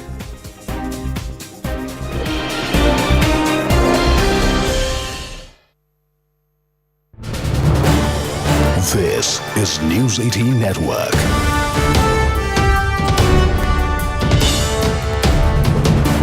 India's largest news network. Yes, Pallavi, is there an official reaction? Has the Congress taken a stance on this? Because ever so often such things happen that comments made by Rashid Alvi or Digvijay Singh are brushed aside by the Congress leadership as personal opinions. But so far the Congress hasn't distanced itself from the comments of Digvijay Singh as well as Rashid Alvi, and the silence of the Congress party for such a long time through the day is obviously going to keep on making the BJP take a hit out at the Congress party and accuse it of endorsing the comments which are coming in both from Rashid Alvi as well as Digvijay Singh. What is really interesting, Poonam, is that on the floor of the House in the monsoon session, Priyanka Gandhi Vadra, no less, had spoken out and appealed to a central government to protect the Hindus in Bangladesh. So these comments which are coming in from these two Congress leaders does not seem to be in sync with what Priyanka Gandhi Vadra has said, and the silence of the Congress party gives out that impression that they are actually being endorsed by the mainstream Congress. The Congress has faced a lot of attack because of his endorsement for the people in Gaza, and Congress has been accused of indulging in minority appeasement. Now the comments of Digvijay Singh and Rashid Alvi is just going to reiterate and reaffirm this perception about the Congress party. So far the Congress has remained silent. Right, Pallavi, thank you so much for getting us the latest on that front. Silence it is, but a lot has been spoken of about that silence by the Congress party. Whether they come out and clarify or distance themselves, we'll have to wait and watch. But for now, shifting focus. But speaking of the Congress, there seems to be trouble brewing for them in Karnataka.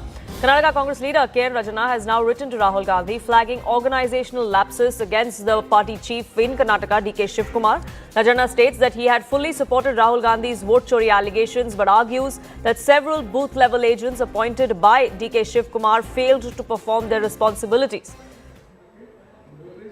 Afreen, my colleague, now joins us, getting us more details on this. Afreen, what does this letter go on to say? There are a lot of question marks that are being raised by this particular leader against D.K. Shivkumar's leadership as the state Congress chief.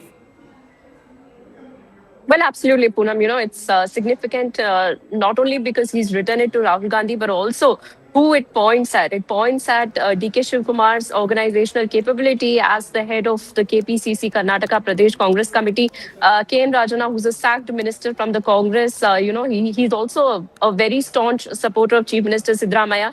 He's written a letter to Rahul Gandhi and has said that if the leadership, including D.K. Shivkumar, had taken a little bit of more concern and had taken a closer look at the booth-level agents that were appointed under the KPCC, then the Karnataka Congress would have not only won seats, Lok Sabha seats in Karnataka, but also nationally. It's a loss that has happened to the Congress because the organizational capabilities and the booth level agents who were appointed under DK Shivkumar as the president of the KPCC have not performed their duty well. Now, you remember that this comes after DK Shivkumar and KN Rajana have met twice in 2 days just recently. And after this, we get to know that...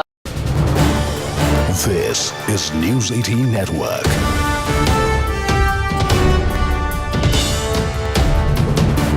India's largest news network.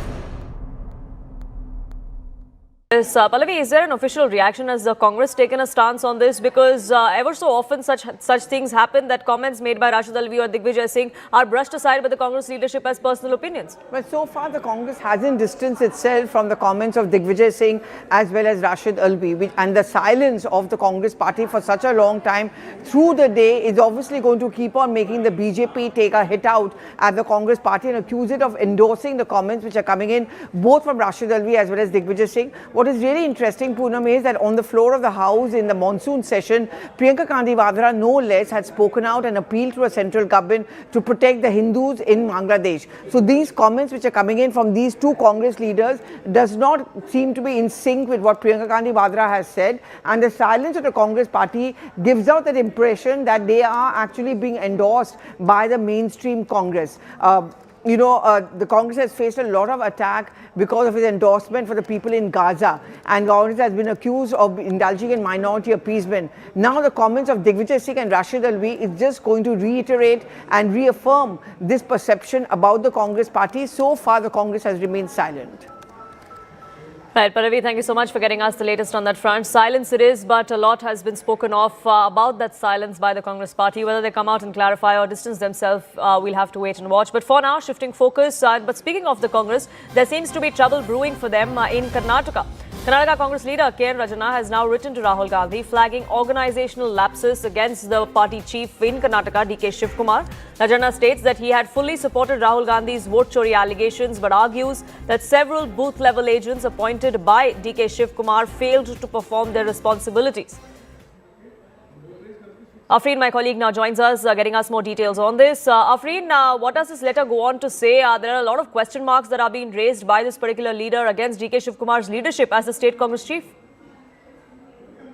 Well, absolutely, Poonam. It's significant not only because he's written it to Rahul Gandhi, but also who it points at. It points at DK Shivkumar's organizational capability as the head of the KPCC Karnataka Pradesh Congress Committee. KN Rajana, who's a sacked minister from the Congress, he's also a very staunch supporter of Chief Minister Siddaramaiah. He's written a letter to Rahul Gandhi and has said that if the leadership, including DK Shivkumar, had taken a little bit of more concern and had taken a closer look at the booth-level agents that were appointed under the KPCC, then the Karnataka Congress would have not only won seats, Lok Sabha seats in Karnataka, but also nationally. It's a loss that has happened to the Congress because the organizational capabilities and the booth-level agents who were appointed under DK Shivkumar as the president of the KPCC have not performed their duty well. Now, you remember that this comes after DK Shivkumar and KN Rajana have met twice in 2 days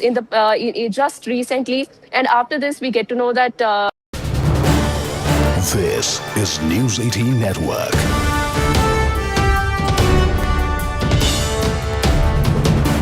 India's largest news network. Yes, Pallavi, is there an official reaction? Has the Congress taken a stance on this? Because ever so often such things happen that comments made by Rashid Alvi or Digvijay Singh are brushed aside by the Congress leadership as personal opinions.